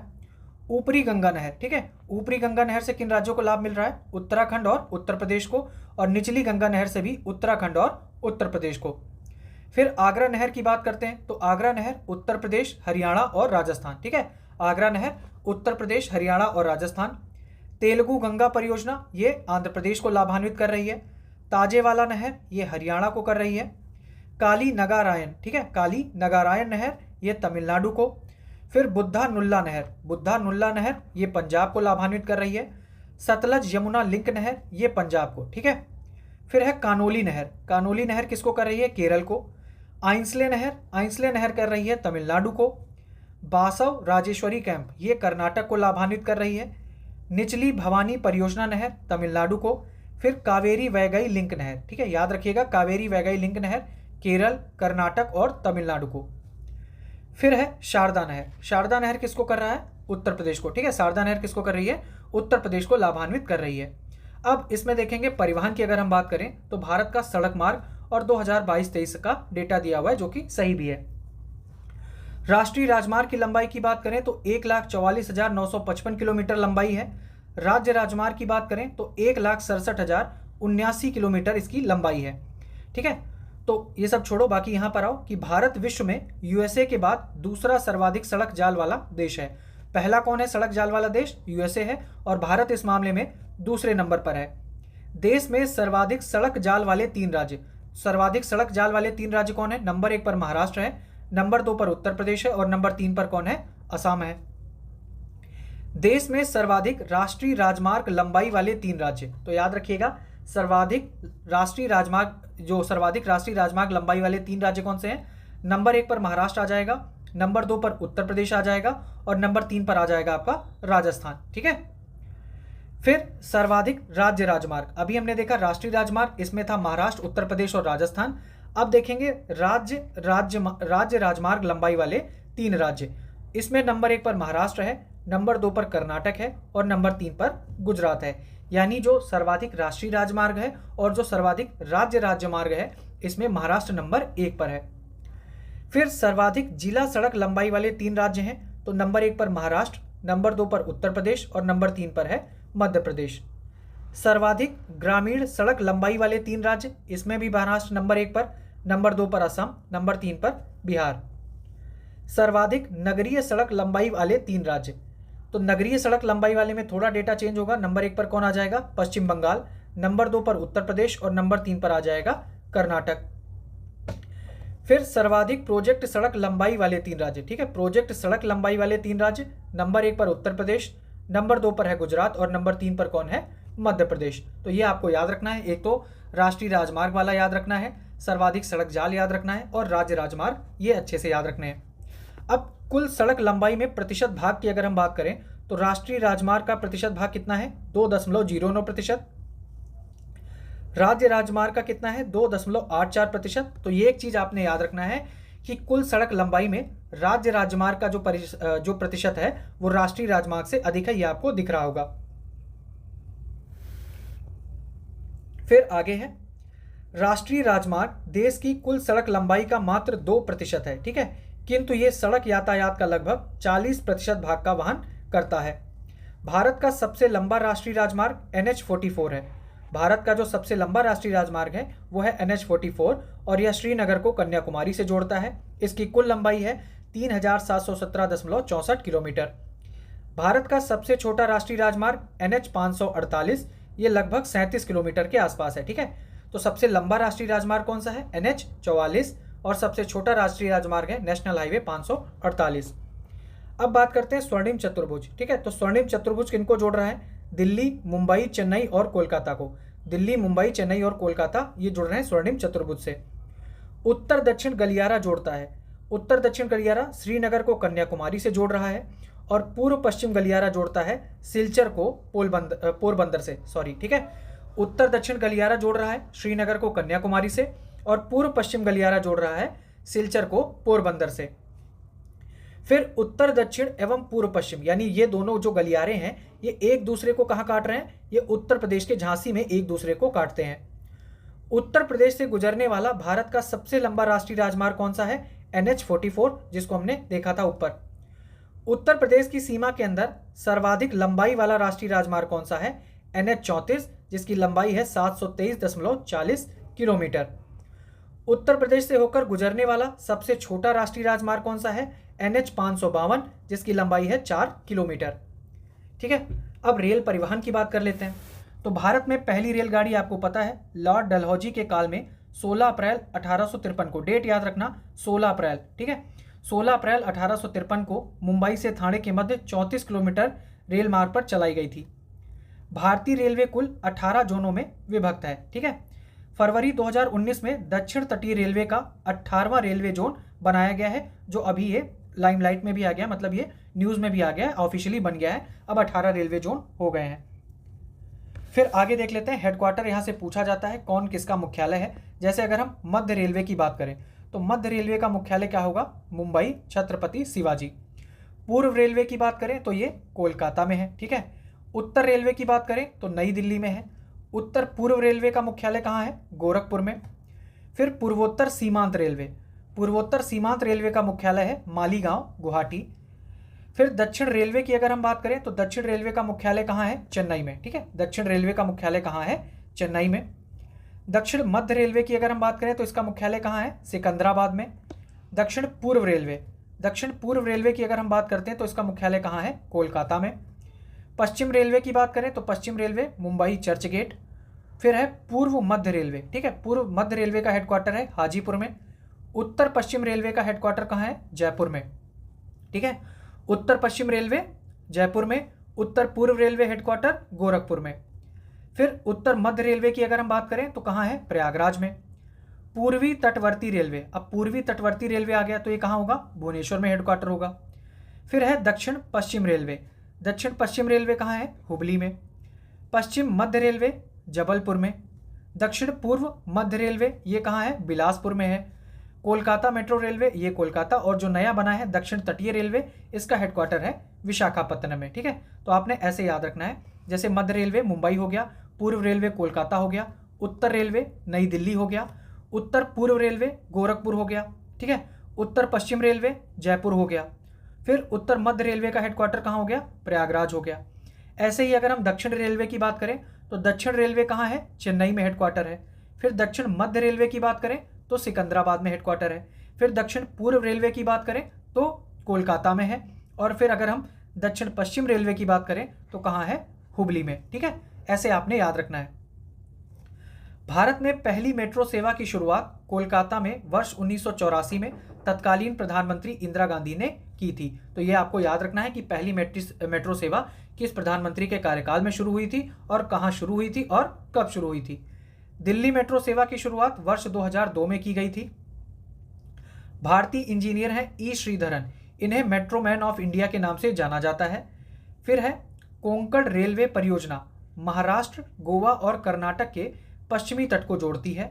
741 किलोमीटर लंबी यह परियोजना रोहा स्टेशन जो कि महाराष्ट्र में है और ये मंगलौर से जोड़ती है, यानी जो कोंकण रेलवे परियोजना है वो रोहा से मंगलौर के बीच में है। 741 किलोमीटर लंबी, जिसमें 3 राज्य कवर होते हैं, महाराष्ट्र, गोवा और कर्नाटक।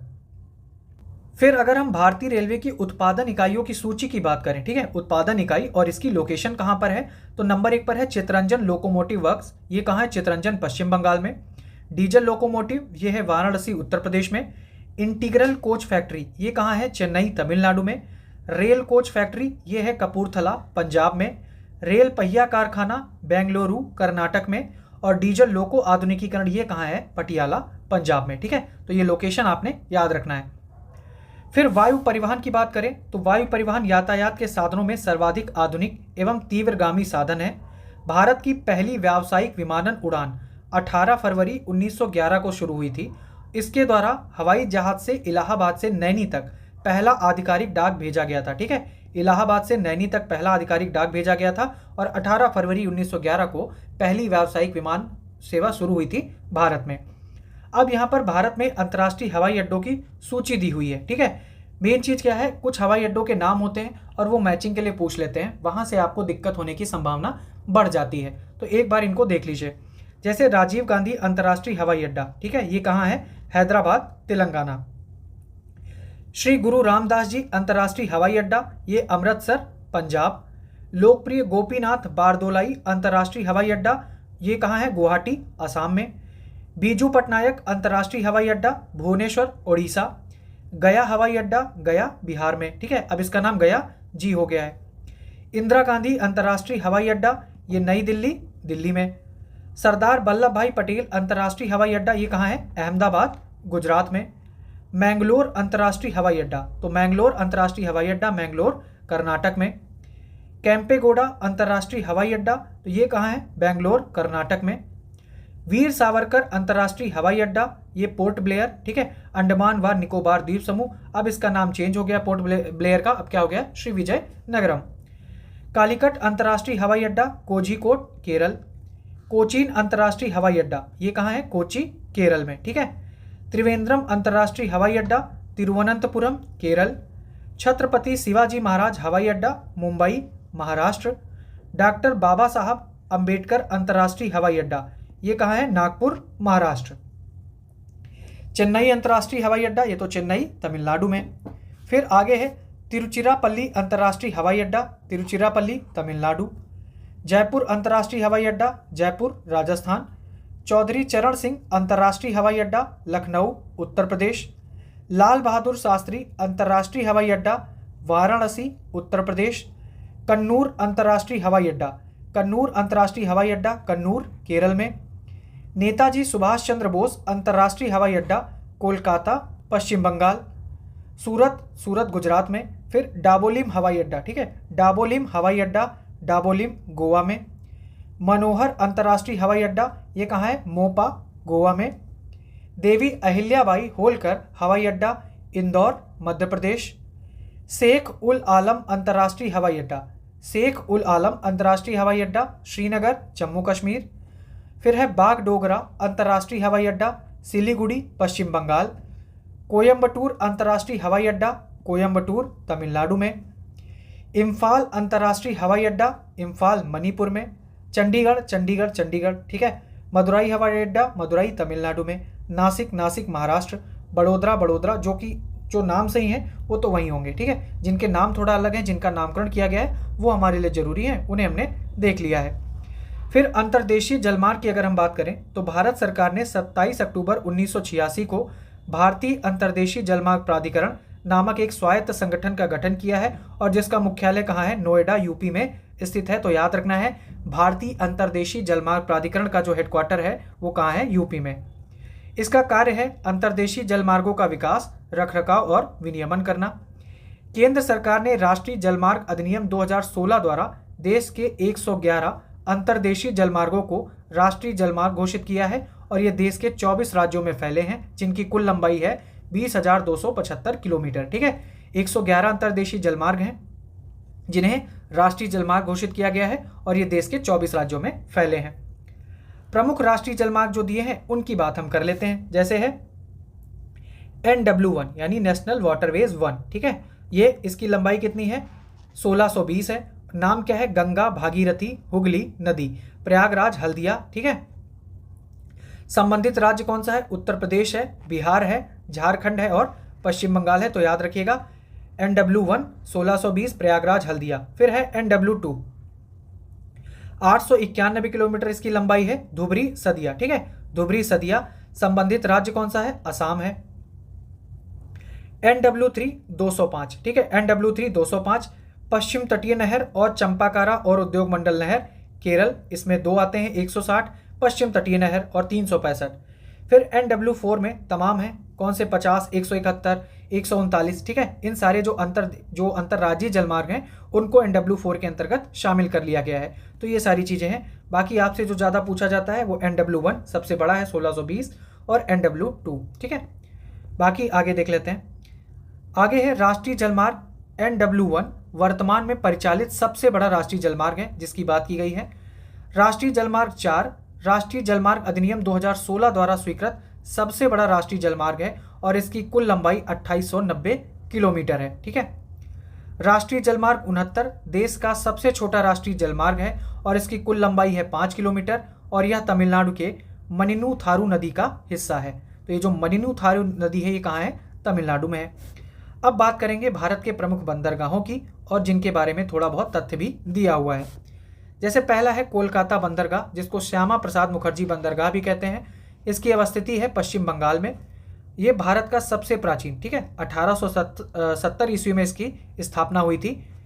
नेपाल और भूटान को भी ये सेवाएं प्रदान करता है। भारत का एकमात्र प्रमुख नदी बंदरगाह है, ठीक है, हुगली नदी पर जो कि बना है। फिर पारादीप बंदरगाह कहाँ है? उड़ीसा में। इसकी स्थापना कोलकाता और विशाखापत्तनम बंदरगाह के भार को कम करने के लिए की गई थी। मुख्यतः जापान को लौह अयस्क निर्यात के लिए किया जाता है, ठीक है, इसका उपयोग पारादीप। फिर विशाखापत्तनम आंध्र प्रदेश, ये भारत का सबसे गहरा बंदरगाह है। याद रखिएगा, भारत का सबसे गहरा बंदरगाह विशाखापत्तनम, और यह एक प्राकृतिक बंदरगाह भी है। क्वेश्चन ऐसे भी पूछे जाते हैं, कौन सा निम्न में से कौन सा प्राकृतिक है, कौन सा प्राकृतिक नहीं है, कौन सा कृत्रिम है, कौन सा कृत्रिम नहीं है। फिर है कामराजर या एन्नौर बंदरगाह, ये कहाँ है? तमिलनाडु में, और यह देश का पहला निगमित बंदरगाह है। तूतीकोरिन बंदरगाह, जिसको VO चिदम्बरनार भी बोलते हैं, ये कहाँ है? तमिलनाडु में। ये तमिलनाडु का दूसरा सबसे बड़ा और भारत का चौथा सबसे बड़ा कंटेनर बंदरगाह है, और यह एक कृत्रिम बंदरगाह है, ठीक है। तो ये हो गया। फिर चेन्नई बंदरगाह तमिलनाडु, ये भारत का दूसरा सबसे बड़ा बंदरगाह है और भारत का सबसे बड़ा कृत्रिम बंदरगाह भी है। तो एक तो तूतीकोरिन बंदरगाह हो गया और दूसरा चेन्नई बंदरगाह, जो कि अभी आपको कृत्रिम मिले हैं। फिर कोचीन की बात करते हैं, ठीक है। कोचीन बंदरगाह कहाँ है? केरल में, और यह एक प्राकृतिक बंदरगाह है। तो प्राकृतिक बंदरगाह हमने यहाँ पर भी देखा था, विशाखापत्तनम बंदरगाह को, जो कि भारत का सबसे गहरा बंदरगाह है, ठीक है। फिर कोचीन बंदरगाह, यह एक प्राकृतिक बंदरगाह है। फिर है न्यू मंगलौर बंदरगाह, ये कहाँ है? कर्नाटक में। ये भारत के पश्चिमी तट पर स्थित सबसे गहरा आंतरिक बंदरगाह है। फिर है मर्मागोव बंदरगाह, ये गोवा में है। जुआरी नदी के मुहाने पर स्थित एक निर्यात प्रधान बंदरगाह है। यहाँ से देश से निर्यात किए जाने वाले कुल लौह अयस्क का 40% भाग निर्यात किया जाता है। तो याद रखिएगा, ये आपके लिए इंपॉर्टेंट है। यहाँ से जो निर्यात होता है लौह अयस्क, उसका 40% भाग निर्यात होता है मर्मुगाओ, गोवा से। ठीक है। फिर है जवाहरलाल नेहरू बंदरगाह, जिसको न्हावा सेवा बंदरगाह बोलते हैं, और ये कहाँ है? महाराष्ट्र में। यह देश का सबसे बड़ा कंटेनर बंदरगाह है। इसका निर्माण मुंबई बंदरगाह के दबाव को कम करने के लिए किया गया। अब बात करते हैं मुंबई बंदरगाह की। तो मुंबई बंदरगाह महाराष्ट्र, ठीक है, ये भारत का सबसे बड़ा बंदरगाह है। यह एक प्राकृतिक गहरा जल पोत्राशय है और दूसरा सबसे प्राचीन, पहला कौन सा है? कोलकाता। ठीक है। फिर है कांडला बंदरगाह, ये है गुजरात में, और ये ज्वारी एवं प्राकृत बंदरगाह है। क्या है? ज्वारी एवं प्राकृतिक बंदरगाह है, और यह एक प्रमुख आयातक बंदरगाह है। याद रखिएगा, प्रमुख आयातक बंदरगाह कौन सा है? कांडला, जिसको दीनदयाल बंदरगाह भी के नाम से भी जाना जाता है। अभी आपको पता होगा एक लेटेस्ट बंदरगाह जिसका उद्घाटन हुआ, वंधावन। ठीक है, वंधावन पोर्ट, ये कहाँ है? महाराष्ट्र में। अब बात करते हैं इंपॉर्टेंट सेगमेंट भारत के खनिज संसाधनों की। ठीक है, पहले पूछता था कि कौन कहाँ पर है, अभी आपने थोड़ा ट्रेंड चेंज देखा होगा। पूछ लेता है कि मान लो कि ये दिया है ना कि कालाहांडी, तो कालाहांडी एक तो पूछ लेगा किस राज्य से रिलेट है, और या तो किस मैग्नी मतलब किस खनिज से रिलेट करता है। तो आजकल क्वेश्चन ऐसे बनने लगे हैं। पहले बनता था कि खनिज में कौन सा है, हालांकि अभी भी पूछे जाते हैं लेकिन थोड़ा सा चेंज हुआ है, तो उस हिसाब से इनको पढ़ना है। ठीक है, तो आइए देख लेते हैं भारत के खनिज संसाधन, और इसमें पहला कौन सा है? मैग्नीज। ठीक है, पहला है मैग्नीज। अब मैग्नीज हमें कहाँ से मिल रहा है? तो उड़ीसा में सबसे पहले देखेंगे मैग्नीज हमें कहाँ से मिल रहा है। क्योंझर, सुंदरगढ़, कोरापुट और कालाहांडी। ठीक है, तो क्योंझर कहाँ है? उड़ीसा में है। सुंदरगढ़ उड़ीसा में है। कोरापुट उड़ीसा में है। कालाहांडी उड़ीसा में है। तो यहाँ से हमें क्या मिल रहा है? मैग्नीज। ठीक है, महाराष्ट्र में भी महाराष्ट्र के कुछ क्षेत्रों से हमें मैग्नीज मिलता है। कौन कौन से? भंडारा। अब याद रखना है, भंडारा कहाँ होता है? भंडारा होता है महाराष्ट्र में, और उससे हमें क्या मिलता है? मैग्नीज मिलता है। तो भंडारा, नागपुर, ढूंढारी और टिरोडी। ठीक है, भंडारा होता है महाराष्ट्र में, उससे हमें मैग्नीज मिलता है।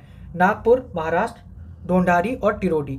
ठीक है, तो ये याद रखना है मैग्नीज। फिर मध्य प्रदेश में बालाघाट, छिंदवाड़ा, झाबुआ, जबलपुर और देवास। देवास कहाँ है? मध्य प्रदेश में है, और यहाँ से हमें मैग्नीज मिलता है। अब अगर हम तांबा की बात करें, ठीक है, तांबा की बात करें तो राजस्थान में, ठीक है, तांबा राजस्थान के कौन से क्षेत्र हैं जहां से हमें तांबा मिलता है? तो एक तो हो जाएगा खेतड़ी। ठीक है, खेतड़ी आपको पता होगा, खेतड़ी कहाँ है? राजस्थान में। क्या मिलता है? तांबा। फिर खो दरीबा, खो दरीबा ये जो क्षेत्र है यहाँ से हमें तांबा मिलता है, और ये कहाँ है? राजस्थान में। फिर है देलवारा कोरोवली, देलवारा कोरोवली, यहाँ से तांबा मिलता है। कहाँ है? राजस्थान में है। दरीबा आगुचा, ठीक है, दरीबा आगुचा ये कहाँ है? तांबा मिलता है यहाँ से, और ये कहाँ है? राजस्थान में। फिर अगर हम झारखंड के उन स्थलों की बात करें जहाँ से हमें तांबा मिलता है, तो सिंहभूमि जिले में है कि मौसा बनी। ठीक है, जो हमारे मौसा हैं वो बनते हैं कहाँ? झारखंड में। ठीक है, जहाँ से तांबा मिलता है, तो मौसा बानी झारखंड में। राखा, फिर धोबानी और तुरमडी। तो मौसा बानी, राखा, धोबानी, तुरमडी ये झारखंड के क्षेत्र हैं जहाँ से हमें तांबा मिलता है। अब अगर हम बॉक्साइट की बात करें, तो बॉक्साइट हमें बॉक्साइट जो है वो उड़ीसा के किन क्षेत्रों में मिलता है? एक तो कालाहांडी में मिलता है। ठीक है, कालाहांडी कहाँ है? उड़ीसा में, यहाँ से बॉक्साइट मिल रहा है। कोरापुट जिले में, और ये देश का बृहत्तम क्षेत्र है जहाँ से हमें बॉक्साइट मिलता है, और कोरापुट है कहाँ? उड़ीसा में। तो ये आपको याद रखना है। फिर आगे है गुजरात में हमें बॉक्साइट कहाँ मिलता है? भावनगर। ठीक है, जूनागढ़ और अमरेली जिला। तो अमरेली जिला याद रखना गुजरात में, बाकी भावनगर और जूनागढ़ लगा ही दोगे। अगर हम झारखंड में बात करें कि बॉक्साइट हमें देखने को कहाँ मिल रहा है, तो झारखंड में है लोहरदगा। ठीक है, लोहरदगा और नेतरहाट पठार। तो याद रखना, एक तो नेतरहाट पठार कहाँ है? झारखंड में, और किसके लिए फेमस है? ये फेमस है नेतरहाट पठार आपका बॉक्साइट के लिए। ठीक है, नेतरहाट पठार बॉक्साइट के लिए फेमस है, और कहाँ है? झारखंड में। लोहरदगा कहाँ है? झारखंड में, और किसके लिए फेमस है? बॉक्साइट के लिए। फिर हम आगे बात करेंगे क्रोमाइट की। ठीक है, किसकी बात करेंगे? क्रोमाइट की। अब क्रोमाइट जो है वो हमें उड़ीसा में कहाँ कहाँ देखने को मिलता है? तो ये है सुकिंदा घाटी। अब सुकिंदा घाटी एक तो अगर आपसे पूछ लिया जाए, यहाँ पर दे दिया है जिला भी, तो सुकिंदा घाटी फेमस किसके लिए है? क्रोमाइट के लिए। ठीक है, और ये है कहाँ सुकिंदा घाटी? उड़ीसा में। अगर जिला स्पेसिफिक पूछ लें तो सुकिंदा घाटी है कटक जिला में। ठीक है, कटक उड़ीसा में। फिर है नौसाही, तो नौसाही क्योंझर जिला, यहाँ से हमें क्या मिलता है? क्रोमाइट मिल रहा है। कर्नाटक में अगर हम देखें कि क्रोमाइट हमें कहाँ से मिल रहा है, तो हासन। हासन कहाँ है? कर्नाटक में। मैसूर कर्नाटक में। चित्रदुर्ग कर्नाटक में। शिमोगा कर्नाटक में, और चिकमंगलूर ये कहाँ है? कर्नाटक में। ठीक है, फिर सीसा की बात करते हैं। सीसा जो है ये राजस्थान में हमें कहाँ से देखने को मिलता है, तो उदयपुर जिले का एक जावर क्षेत्र है दरीबा राजपुरा, ठीक है, भीलवाड़ा जिले में है दरीबा राजपुरा या जावर क्षेत्र, यहाँ से हमें सीसा मिलता है। अब बात करें तारागढ़ पहाड़ी, ऐसी छोटी मोटी पहाड़ियाँ पूछ लेते हैं, तो जैसे आपने याद रखना तारागढ़ पहाड़ी ये कहाँ है, अजमेर में है, ठीक है। अब तारागढ़ पहाड़ी अजमेर में है और क्या मिल रहा है, सीसा मिल रहा है।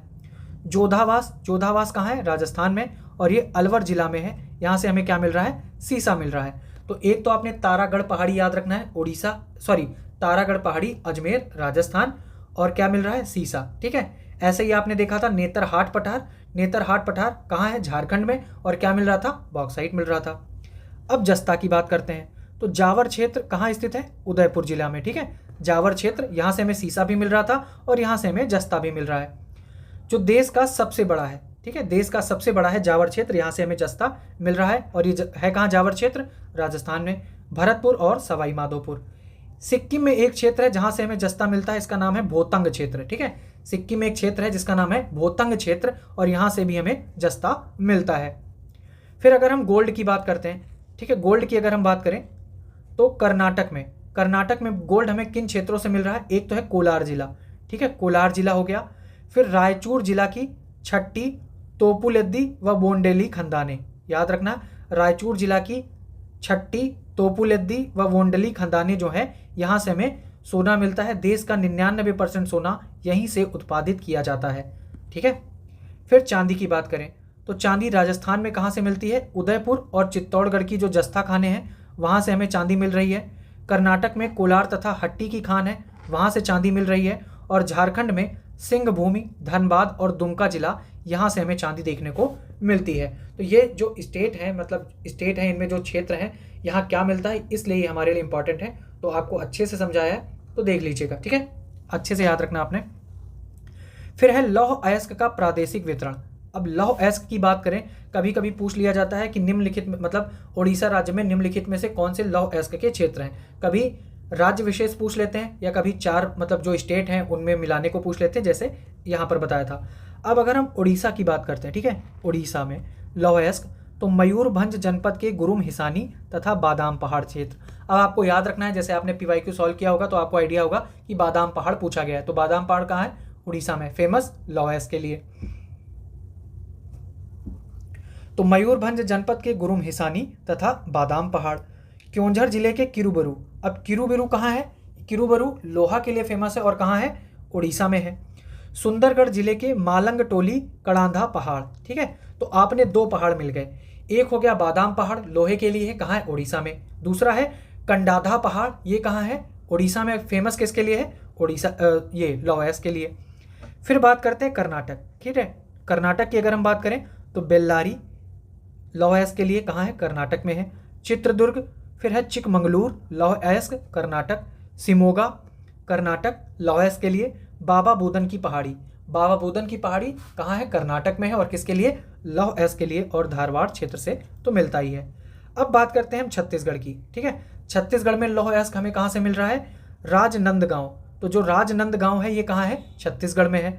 बैला डीला श्रेणी, ठीक है, बैला डीला श्रेणी कहाँ है, छत्तीसगढ़ में, यहाँ से हमें क्या देखने को मिल रहा है, आयरन देखने को मिल रहा है, आयरन ओर देखने को मिल रहा है।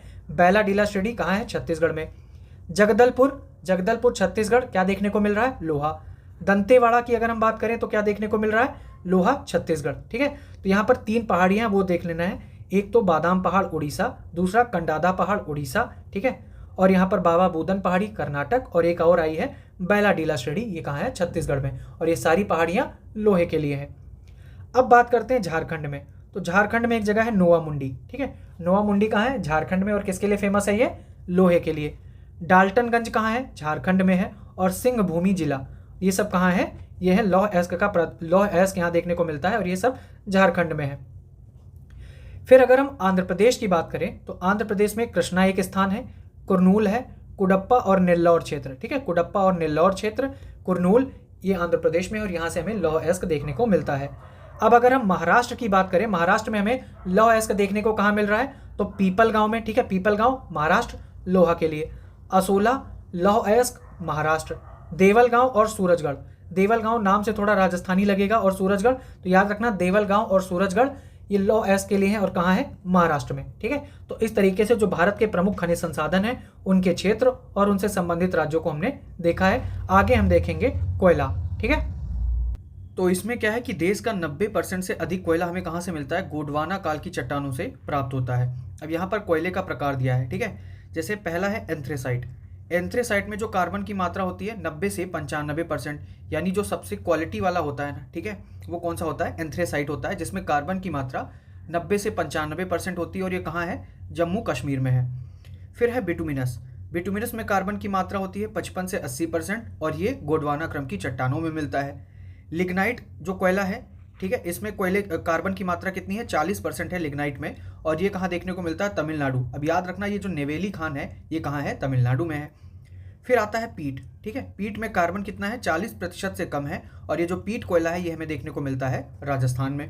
अगला है भारत में कोयला उत्पादक प्रमुख क्षेत्र। ठीक है, तो इसमें से थोड़ा सा देख लेते हैं कि कौन सा एरिया किस स्टेट से रिलेट करता है और इवन वो किससे है। ठीक है, मतलब कोयला उत्पादक क्षेत्र है तो इसमें तो आपको आइडिया लग ही जाएगा।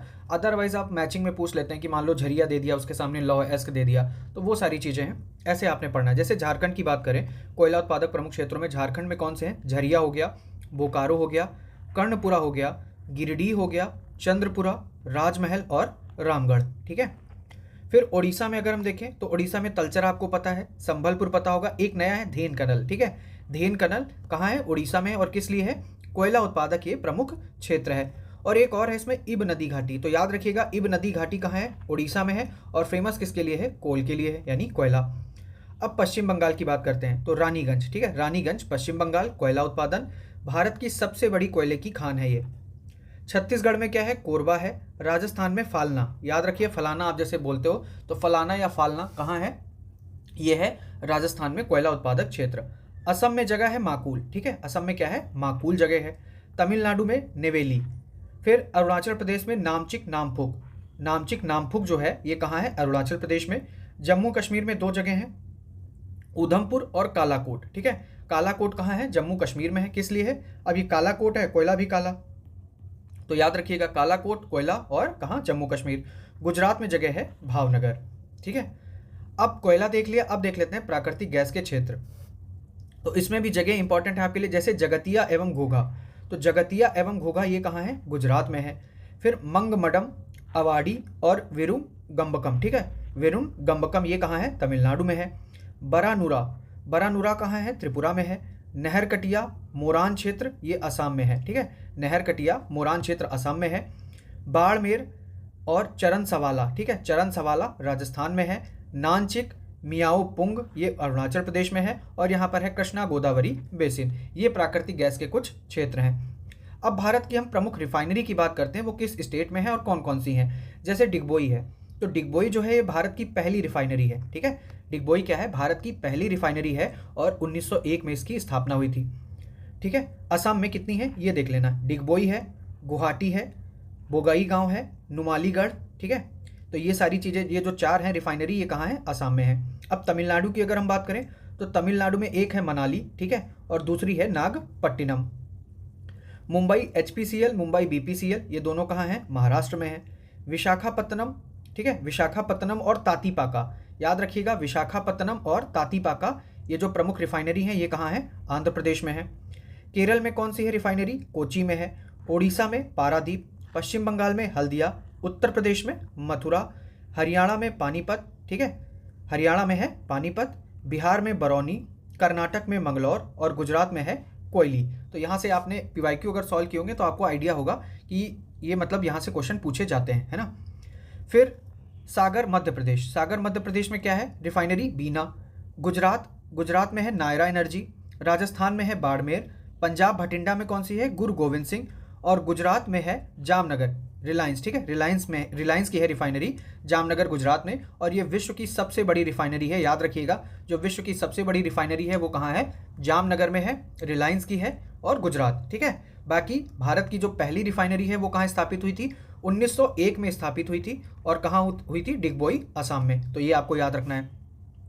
अब अगर हम ऊर्जा उत्पादन की बात करें, यहाँ पर 31 अक्टूबर 2023 तक का अपडेट है, और ऊर्जा उत्पादन की सारी जानकारी जो मैं आर्थिकी कवर कर रहा हूँ, ठीक है, अगर आप देखोगे प्लेलिस्ट में जाके तो वहाँ मैंने ये डिटेल मतलब और अपडेटेड कवर किया है, तो इसको हम इस पोर्शन को यहाँ पर फिलहाल छोड़ देते हैं, ठीक है। बाकी एक चीज़ ये देख लो, जैसे जीवाश्म ईंधन में क्या क्या आएगा, कोयला आ जाएगा। जीवाश्म ईंधन में क्या क्या आ जाएगा, कोयला आ जाएगा, लिग्नाइट आ जाएगा, गैस आ जाएंगी, डीजल आ जाएगा, और जीवाश्म ईंधन से जो कुल उत्पादन होता है उसकी यहाँ पर बात की गई है। अब गैर जीवाश्म ईंधन की अगर हम बात करें, जिन्हें हम नवीकरणीय स्रोत भी बोलते हैं, तो इसमें जल विद्युत आ जाएगा, ठीक है। जल विद्युत, पवन, सौर, बायोमास, बायोमास भी नवीकरणीय में आता है। अपशिष्ट से जो एनर्जी बनती है वो भी नवीकरणीय में आएगी, और लघु पनबिजली, ठीक है, परमाणु ऊर्जा, तो ये सारी चीज़ें नवीकरणीय जल विद्युत नवीकरणीय स्रोत हो जाते हैं।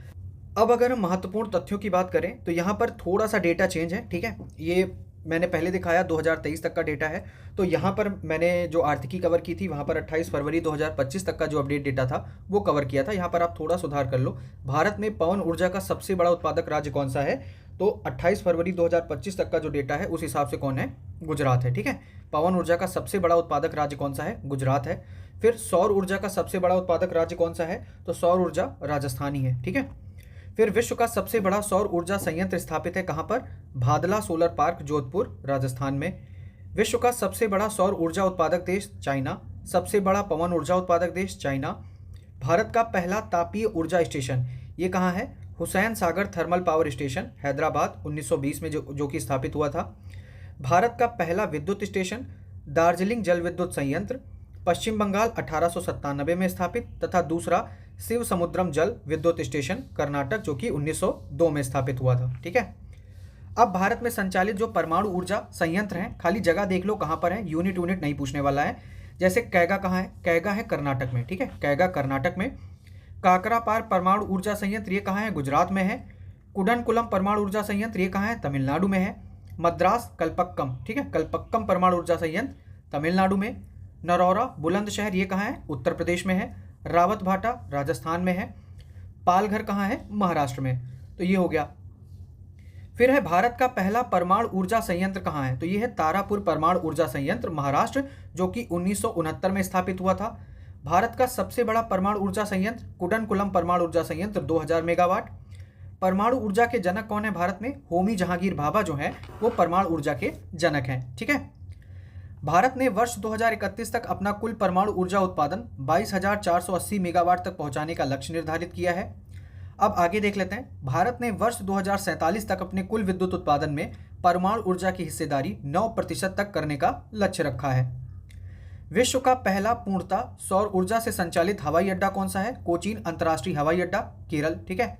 सौर ऊर्जा से संचालित भारत का पहला गांव कौन सा है, मोढेरा, गुजरात। सौर ऊर्जा से संचालित भारत का पहला शहर कौन सा है, तो ये है सांची, मध्य प्रदेश, ठीक है। तो ये सारी चीज़ें आपने याद रखनी है।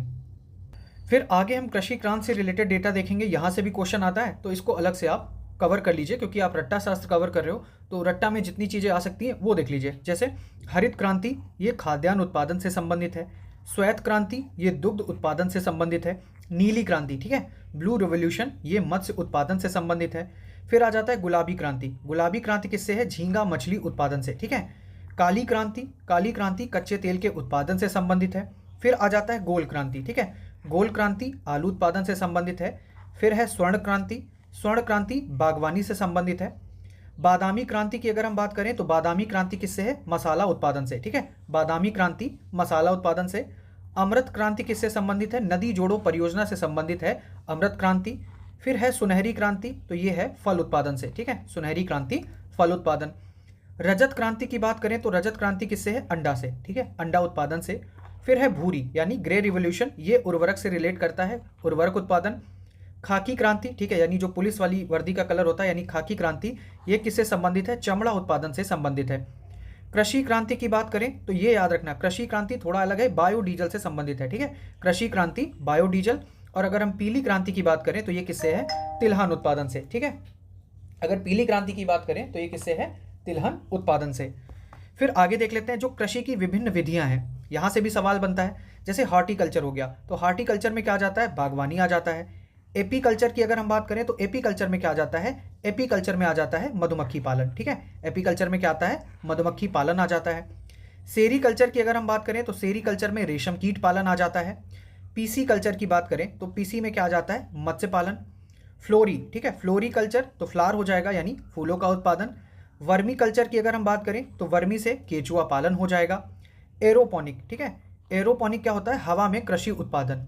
एरोपोनिक क्या होता है, हवा में कृषि उत्पादन। विटीकल्चर की बात करते हैं तो अंगूर की खेती की बात आ जाती है। फिर हो जाता है ओलेरी कल्चर, ठीक है, ओलेरी, ओलेरी से क्या होता है, सब्जियों का उत्पादन, ठीक है। हाइड्रोपोनिक्स, इसमें क्या होता है, जल में कृषि उत्पादन, मतलब इसमें पेड़ उगाने के लिए आपको मिट्टी की जरूरत नहीं होती है, तो हाइड्रोपोनिक्स यानी जल में खेती, जल में कृषि उत्पादन। फिर आ जाता है पोमोकल्चर, पोमोकल्चर फलों का उत्पादन, ठीक है। तो ये सारी चीज़ें हो गई। अब अगर हम बात करें, इसमें कुछ चीज़ें हैं जैसे फसल और उनका मूल स्थान, मतलब कुछ जो फसलें हैं वो उनका मूल स्थान कहाँ से है, वो कहाँ से आई हैं, ठीक है। ये सवाल काफ़ी पूछा जाता है, तो देख लीजिए। जैसे गेहूं की अगर हम बात करें तो गेहूं कहाँ से आया है, मध्य एशिया से, ठीक है, गेहूं कहाँ से आया है, मध्य एशिया से आया है। अगर हम बाजरा की बात करें तो बाजरा कहाँ से आया है, अफ्रीका से, ठीक है, बाजरा अफ्रीका से। ज्वार की अगर हम बात करें तो ज्वार है भारत से। मक्का की अगर हम बात करें यानी कॉर्न, ये मध्य अमेरिका से। सोयाबीन की अगर हम बात करते हैं तो चाइना से, ठीक है। इसके अलावा आगे देखते हैं, जैसे जौ की बात करें, जौ कहाँ से आया है, जौ आया है चाइना से। धान की अगर हम बात करते हैं तो धान इंडो चाइना से, ठीक है। गन्ना की बात करते हैं तो गन्ना भारत। कहवा ब्राज़ील। और आलू का जो मूल स्थान है वो कहाँ से है, पेरू। तो ये सारी चीज़ें हैं कि जो कुछ मुख्य फसलें हैं उनका मूल स्थान कहाँ है। अब यहाँ पर प्रमुख कृषि बोर्ड की बात करते हैं जहाँ से सवाल पूछा जाता है। जैसे अगर हम तंबाकू बोर्ड की बात करें तो तंबाकू बोर्ड कहाँ है, गुंटूर आंध्र प्रदेश। मसाला बोर्ड की अगर हम बात करें तो कोची केरल। चाय बोर्ड की अगर हम बात करते हैं तो ये कहाँ है, कोलकाता। कॉफ़ी बोर्ड की अगर हम बात करें तो बेंगलुरु कर्नाटक, ठीक है। राष्ट्रीय मांस एवं प्रसंस्करण बोर्ड की अगर हम बात करें तो ये हो जाएगा पुणे, ठीक है। राष्ट्रीय मांस एवं कुक्कुट प्रसंस्करण की अगर हम बात करें तो दिल्ली। अब इसमें आपने दो जोड़ लेने हैं, जैसे आपने एक तो हल्दी बोर्ड जोड़ लेना है। अगर हम हल्दी बोर्ड की बात करते हैं, ठीक है, तो हल्दी बोर्ड अभी जनवरी 25 में, मतलब हाँ, जनवरी 2025 में गठित हुआ है। तो हल्दी बोर्ड का जो मुख्यालय है वो कहाँ है, निजामाबाद, ठीक है, कहाँ है, निजामाबाद तेलंगाना। तो याद रखिएगा हल्दी बोर्ड। और इसके अलावा एक जो मखाना बोर्ड की बात हुई है बजट में, तो ये मखाना बोर्ड आपका कहाँ बन रहा है, मखाना बोर्ड बन रहा है बिहार में, ठीक है, मखाना बोर्ड बन रहा है बिहार में। तो ये आपको दो नए इसमें ऐड कर लेने हैं। फिर अगर हम भारत के प्रमुख कृषि अनुसंधान केंद्रों की बात करें, ठीक है, यहाँ से भी सवाल बनता है। जैसे राष्ट्रीय चावल शोध संस्थान, राष्ट्रीय चावल शोध संस्थान कहाँ है, कटक उड़ीसा में। कॉफ़ी अनुसंधान, कॉफ़ी का अनुसंधान करना है यानी रिसर्च करना है तो कहाँ जाओगे, चिकमंगलूर जाना पड़ेगा आपने। फिर है जूट कृषि अनुसंधान संस्थान, तो जूट की अगर हम बात करें तो ये कहाँ हो जाएगा, बैरकपुर में, ठीक है, बैरकपुर जूट कृषि अनुसंधान संस्थान। भारतीय गन्ना प्रजनन केंद्र, ठीक है, गन्ना प्रजनन केंद्र ये कहाँ है, कोयम्बटूर में है। राष्ट्रीय मत्स्य उद्योग विकास बोर्ड, ठीक है, मत्स्य उद्योग विकास बोर्ड ये कहाँ है, हैदराबाद में। केंद्रीय कॉफ़ी अनुसंधान संस्थान, तो केंद्रीय कॉफ़ी अनुसंधान संस्थान कहाँ है, कुर्ग में। राष्ट्रीय पौध संरक्षण प्रशिक्षण संस्थान, तो ये है हैदराबाद में। फिर भारतीय डेयरी अनुसंधान संस्थान ये कहाँ है, करनाल हरियाणा में। भारतीय दलहन अनुसंधान संस्थान ये कहाँ है, कानपुर में। समेकित कीट प्रबंधन राष्ट्रीय केंद्र ये कहाँ है, नई दिल्ली में। और फिर आगे अगर हम बात करें विवेकानंद पर्वतीय कृषि अनुसंधान शाला, ठीक है, तो ये कहाँ है, अल्मोड़ा उत्तराखंड में। ये सारी चीज़ें हो गई। फिर आगे अगर हम देखें जैसे कुछ आयोग हैं और उनका मुख्यालय कहाँ है, कब स्थापना हुई है, ये भी देख लेते हैं। जैसे केंद्रीय जल आयोग हुआ, केंद्रीय जल आयोग हेडक्वार्टर इसका कहाँ है, नई दिल्ली में, और 1945 में इसकी स्थापना हुई। केंद्रीय जल विकास एजेंसी की अगर हम बात करें तो इसका हेडक्वार्टर कहाँ है, दिल्ली में, 1982 में इसकी स्थापना हुई। फिर है गंगा बाढ़ नियंत्रण आयोग, ठीक है, ये कहाँ है, पटना में है, और 1972 में इसकी स्थापना हुई। केंद्रीय भूजल बोर्ड ये कहाँ है, इसका हेडक्वार्टर ये है फरीदाबाद, ठीक है, फरीदाबाद में है केंद्रीय भूजल बोर्ड, 1970 में स्थापित हुआ। फिर अगर हम बात करें राष्ट्रीय जल विज्ञान संस्थान ये कहाँ है, रुड़की, और इसकी स्थापना कब हुई, 1978 में, ठीक है, रुड़की 1978 में। फिर आपने ये भी देखा होगा कुछ जो जल विवाद न्यायाधिकरण है, पूछ लेते हैं किस राज्य से संबंधित है और इनका गठन कब हुआ है। जैसे अगर हम नर्मदा नदी जल विवाद से समझें, नर्मदा जल विवाद से समझें तो कौन से राज्य से संबंधित है नर्मदा जल विवाद से, एक तो राजस्थान है, दूसरा महाराष्ट्र है, तीसरा मध्य प्रदेश और चौथा गुजरात, यानी 4 राज्य जो हैं उनका नर्मदा जल विवाद चल रहा है, ठीक है। कब इसके लिए न्यायाधिकरण कब बना था, तो अक्टूबर 1969 में इसके लिए न्यायाधिकरण बना था। फिर आगे अगर हम गोदावरी जल विवाद को समझें ये किन राज्यों में है, ठीक है, किन राज्यों के बीच में है, तो आंध्र प्रदेश, महाराष्ट्र, मध्य प्रदेश, कर्नाटक, तेलंगाना और महाराष्ट्र, ठीक है। तो ये 6 राज्यों के बीच में है गोदावरी जल विवाद, और इसके लिए जो न्यायाधिकरण बना वो अप्रैल 1969 में बनाया गया। फिर है कृष्णा, ठीक है, कृष्णा नदी को अगर हम समझे, कृष्णा जल विवाद को, तो ये आंध्र प्रदेश, कर्नाटक, तेलंगाना और महाराष्ट्र। तो ये जो कृष्णा जल विवाद है ये 4 राज्यों में विस्तृत है, आंध्र प्रदेश के बीच, कर्नाटक, तेलंगाना और महाराष्ट्र के बीच। और इसके लिए जो न्यायाधिकरण बना वो कब बना? अप्रैल 2004 में। महानदी की अगर हम बात करें तो महानदी जल विवाद क्या है, किसके बीच में है? उड़ीसा और छत्तीसगढ़ के बीच में है। इसके लिए जो न्यायाधिकरण बना वो मार्च 2018 में बना। रावी एवं व्यास जल विवाद, ठीक है, किसके बीच में है? पंजाब, हरियाणा और राजस्थान के बीच में है। और इसके लिए जो न्यायाधिकरण बना वो कब बना? वर्ष 1986 में। फिर वंशधारा जल विवाद को अगर हम समझें तो ये उड़ीसा और आंध्र प्रदेश के बीच में है, ठीक है, वंशधारा उड़ीसा और आंध्र प्रदेश के बीच में। और इसके लिए जो ट्रिब्यूनल बना वो फरवरी 2010 में बना, ठीक है। चलिए, जब इतना देख लिया है तो प्रमुख खनिज संस्थान भी देख लीजिए, इसको क्यों ही छोड़ना है। तो इसमें पहला है हिंदुस्तान कॉपर लिमिटेड, ठीक है। अगर कॉपर लिमिटेड की बात करें तो ये कहाँ है? खेतड़ी में है। हिंदुस्तान जिंक लिमिटेड की अगर हम बात करेंगे तो ये कहाँ है? उदयपुर में है। भारतीय खान ब्यूरो, ठीक है, भारतीय खान ब्यूरो की अगर हम बात करेंगे तो ये कहाँ है? नागपुर में। राष्ट्रीय धातु कर्म प्रयोगशाला ये कहाँ है? जमशेदपुर में। केंद्रीय खनन एवं ईंधन अनुसंधान केंद्र ये धनबाद में है। और खनिज अन्वेषण निगम लिमिटेड ये कहाँ है? नागपुर में, ठीक है। तो ये याद रखना, एक तो खान ब्यूरो भी नागपुर में है, दूसरा खनिज अन्वेषण निगम लिमिटेड ये भी नागपुर में है, ठीक है। फिर आगे देख लेते हैं कुछ संगठन और उनकी स्थापना कब हुई है। जैसे अगर हम बात करें कुटीर उद्योग बोर्ड की, कुटीर उद्योग बोर्ड की स्थापना कब हुई थी? 1948 में। क्वेश्चन बनता है यहाँ से, तो याद रखिएगा, कुटीर उद्योग बोर्ड 1948 में स्थापित हुआ। फिर लघु उद्योग बोर्ड की अगर हम बात करें तो 1954 में स्थापित हुआ। केंद्रीय विक्रय संगठन की अगर हम बात करते हैं तो ये 1958 में स्थापित हुआ। अखिल भारतीय हस्तकला बोर्ड, ठीक है, अखिल भारतीय हस्तकला बोर्ड ये 1952 में स्थापित हुआ। केंद्रीय सिल्क बोर्ड की अगर हम बात करें तो 1948 में इसकी स्थापना हुई थी। अखिल भारतीय खादी एवं ग्रामोद्योग बोर्ड, ठीक है, 1954 में इसकी स्थापना हुई थी। फिर खादी एवं ग्रामोद्योग आयोग, ठीक है, अखिल भारतीय खादी एवं ग्रामोद्योग बोर्ड के स्थान पर इसका नाम क्या रखा गया? खादी एवं ग्रामोद्योग आयोग। इसकी स्थापना हुई 1957 में। फिर यहाँ से क्वेश्चन बनता है, भारत की जो प्रमुख एल्युमिनियम कंपनियां हैं उनके स्थान से विशेष से पूछ लेते हैं या उनका कौन सा सहायक देश रहा है, ठीक है। तो बात कर लेते हैं इनकी। जैसे पहला है इंडाल्को। इंडाल्को की स्थापना कब हुई है? 1938 में। 1938 में इंडाल्को की स्थापना हुई है। और सहायक देश कौन सा है? कनाडा। अब इंडाल्को का प्रमुख केंद्र कौन सा है? एक तो जेके नगर। जेके नगर कहाँ है? पश्चिम बंगाल में। मुरी, ये क्वेश्चन पूछा गया था ये 2024 पीसीएस में। मुरी कहाँ है? झारखंड में। अलवाई की अगर हम बात करें तो अलवाई कहाँ है? केरल में, ठीक है। फिर अगर हम हिंडाल्को की बात करते हैं, हिंडाल्को 1958 में स्थापित हुआ, यानी इंडाल्को के 20 साल बाद। और इसको किसने स्थापित किया है? संयुक्त राज्य अमेरिका ने। अगर प्रमुख केंद्र की बात करें हिंडाल्को की तो रेणुकूट, और ये कहाँ है? उत्तर प्रदेश में। फिर बात करते हैं बाल्को की, ठीक है। बाल्को, तो बाल हम कहाँ से लाए हैं? सोवियत संघ से लाए हैं। और ये 1965 में इसकी स्थापना हुई थी, ठीक है, बाल्को 1965। और अगर हम बात करें प्रमुख केंद्रों की बाल्को में तो कोरबा कहाँ है? छत्तीसगढ़ में। और कोयना कहाँ है? महाराष्ट्र में।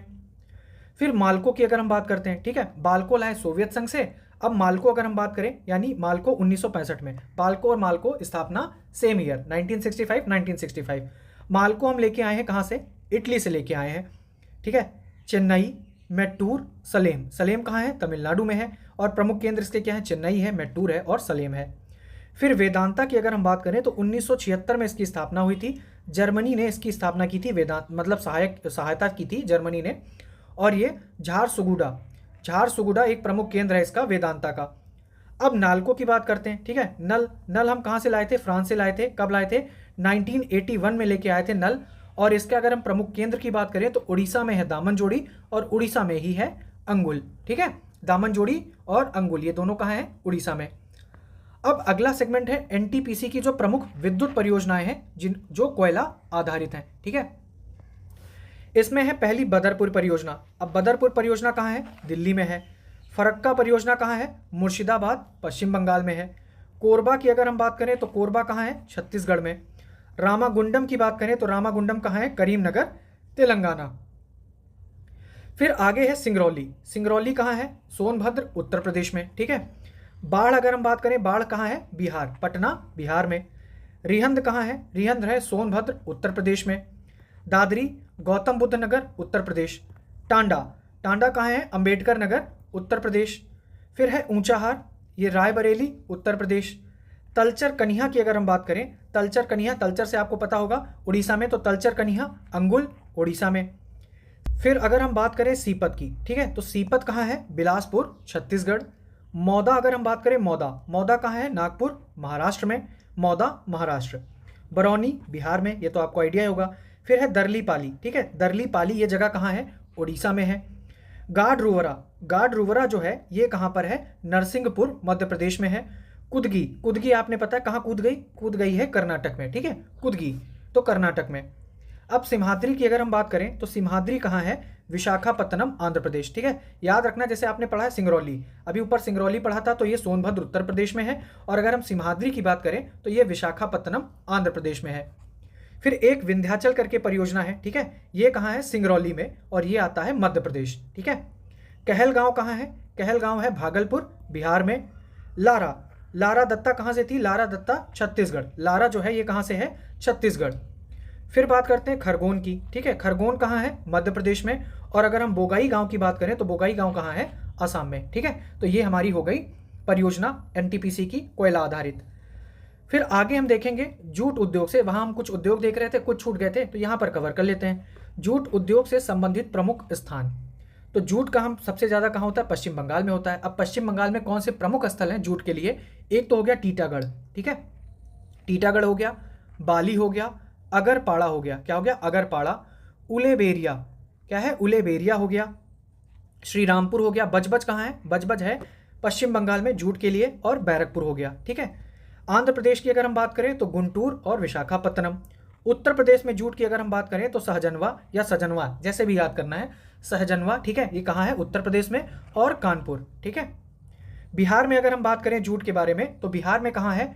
एक तो कटिहार में है, ठीक है, दरभंगा और पूर्णिया स्थान है जूट का। बिहार में कटिहार, दरभंगा, पूर्णिया। उत्तर प्रदेश में सहजनवा, कानपुर। आंध्र प्रदेश में गुंटूर और विशाखापत्तनम। पश्चिम बंगाल में टीटागढ़, बाली, अगरपाड़ा, अगर तुम्हारे पड़ा, ठीक है, तो अगरपाड़ा, उलेबेरिया, उल्लू बेर ले गया, श्रीरामपुर, बजबज और बैरकपुर। तो ऐसे कुछ मतलब सिली सी ट्रिक बनाकर आप याद कर सकते हो। अब अगर हम चीनी उद्योग की बात करें, ठीक है, यहाँ पर डाल देता हूँ, चीनी उद्योग की अगर हम बात करते हैं तो चीनी मिल जो है वो कहाँ कहाँ पर है, ठीक है। तो नंबर 1 पर हम देखेंगे महाराष्ट्र में, तो महाराष्ट्र में चीनी मिल कहाँ कहाँ है? एक तो सोलापुर में है, फिर कोल्हापुर में है, मनसड़ में है, ठीक है, मनसाड़ आपने सुना होगा नाम, तो मनसड़ है, नासिक हो गया, और अहमदनगर, तो अहमदनगर में भी चीनी मिल है। उत्तर प्रदेश में कहाँ कहाँ है? तो उत्तर प्रदेश में एक तो देवरिया में है, भटनी उत्तर प्रदेश में ही है, याद रखिएगा, यहाँ पर चीनी मिल है। गोरखपुर में है, पडरौना में है, गौरी बाजार में है, बस्ती, गोंडा और महाराजगंज। अगर हम बिहार की बात करते हैं तो बिहार में सुगौली में चीनी मिल है, ठीक है, कहाँ है? सुगौली में, नहरकटिया में, चनपतिया में, समस्तीपुर, मोतीपुर और गोपालगंज। नाहरकटिया याद रखिएगा, नाहरकटिया बिहार, चीनी मिल। तमिलनाडु की अगर हम बात करें तो मदुराई, कोयम्बटूर और तिरुचिरापल्ली, ठीक है, क्या है? मदुराई, कोयम्बटूर और तिरुचिरापल्ली। पंजाब में अगर हम चीनी उद्योग की बात करें तो एक तो अमृतसर में है, फगवाड़ा याद रखना है, फगवाड़ा कहाँ है? पंजाब में, ठीक है, फगवाड़ा कहाँ है? पंजाब में है, और किसके लिए? शुगर, ठीक है, शुगर इंडस्ट्री। और हमीस, हमीस भी कहाँ है? पंजाब में, और किस लिए है? ये भी शुगर इंडस्ट्री के लिए है। तो ये आपने याद रखना है, अलग से नाम है थोड़े, फगवाड़ा और हमीस, कहाँ है? पंजाब में। अब कागज उद्योग की अगर हम बात करें, ठीक है, यहाँ कागज उद्योग लिख देता हूँ। कागज उद्योग की अगर हम बात करें तो सबसे पहले आ जाता है पश्चिम बंगाल। तो पश्चिम बंगाल में कागज उद्योग के लिए क्या है? एक तो रानीगंज है, ठीक है, जहाँ रानीगंज, ठीक है, टीटागढ़ हो गया, टीटागढ़ हमने ऊपर अभी देखा था, कहाँ? जूट के मामले में, है ना, तो टीटागढ़ हो गया, त्रिवेणी हो गया, नयहाटी हो गया, और कोलकाता। तेलंगाना में क्या है? कागज नगर, कागज नगर ही तेलंगाना में है, और एक है सिरपुर, ठीक है, सिरपुर और कागज नगर, ये कागज उद्योग के लिए फेमस है, कहाँ के हैं? तेलंगाना। बिहार में कहाँ है? बरौनी, समस्तीपुर और पटना। अगर हम महाराष्ट्र की बात करें तो एक तो बल्लारपुर, याद रखिएगा, बल्लारपुर में क्या है? कागज, ठीक है, बल्लारपुर में कागज है, और ये कहाँ है? महाराष्ट्र में है। पुणे में कागज, चंद्रपुर में कागज, कल्याण में भी कागज, कराड़ और पिंपरी, यहाँ पर भी आपको कागज उद्योग देखने को मिलेगा महाराष्ट्र में। गुजरात की अगर हम बात करें तो सूरत में है, बड़ोदरा में है, और उदवाड़ा में भी है, ठीक है, उदवाड़ा अलग जगह है, याद रखिएगा, उदवाड़ा कहाँ है? गुजरात में है, और किस लिए है? तो ये पेपर इंडस्ट्री, ठीक है, पेपर इंडस्ट्री के लिए फेमस है, याद रखिएगा। फिर उत्तर प्रदेश की अगर हम बात करें तो उत्तर प्रदेश में मेरठ जगह है, वहाँ पर कागज उद्योग है। सहारनपुर में कागज उद्योग है। पिपराइच में कागज उद्योग है और पिलखुआ में भी कागज उद्योग है। मध्य प्रदेश में जगह है नेपानगर, ठीक है, मध्य प्रदेश में जगह है नेपानगर। फिर कागज उद्योग का पहला सफल कारखाना 1867 में बालीगंज कोलकाता में लगाया गया था। याद रखना है आपने, 1867 में पहला सफल कारखाना लगा था किसका, कागज उद्योग का, और कहाँ लगा था, बालीगंज, ठीक है, बालीगंज कोलकाता में ये लगा था। फिर अगर हम बात करें उत्तर प्रदेश की, तो उत्तर प्रदेश में प्रथम कागज कारखाना 1879 में यानी 1879 में लखनऊ में लगा था, ठीक है, 1879 में कब लगा था, लखनऊ में लगा था, 1879 में लखनऊ में, और ये क्या था, उत्तर प्रदेश का पहला कागज कारखाना था। अखबारी कागज उद्योग को न्यूज प्रिंट नियंत्रण आदेश यानी एनसीओ 2004 से नियंत्रित किया जा रहा है। तो कुल मिला के जितना रट्टा सामग्री थी वो हमने इससे कवर कर ली है। उम्मीद करता हूँ वीडियो देखने के बाद इंडियन ज्योग्राफी के जो भी इंपॉर्टेंट नोट्स हैं लगभग वो आपको एक पास मिल गए होंगे और आपको ये हंसते खेलते आप इनको पढ़ सकते हो, ठीक है। अगर आपको वीडियो पसंद आया हो तो लाइक कीजिएगा, चैनल को सब्सक्राइब करें, और बाकी ये आपके रिस्पॉन्स पे डिपेंड करेगा कि इस सीरीज़ का कोई नया वीडियो लाना है, चाहे वो वर्ल्ड ज्योग्राफी हो, पॉलिटी के रट्टा हो, या हिस्ट्री, मॉडर्न, एंशियंट, जो भी है वो आपके रिस्पॉन्स पर ही आगे आएंगे। बाकी धन्यवाद।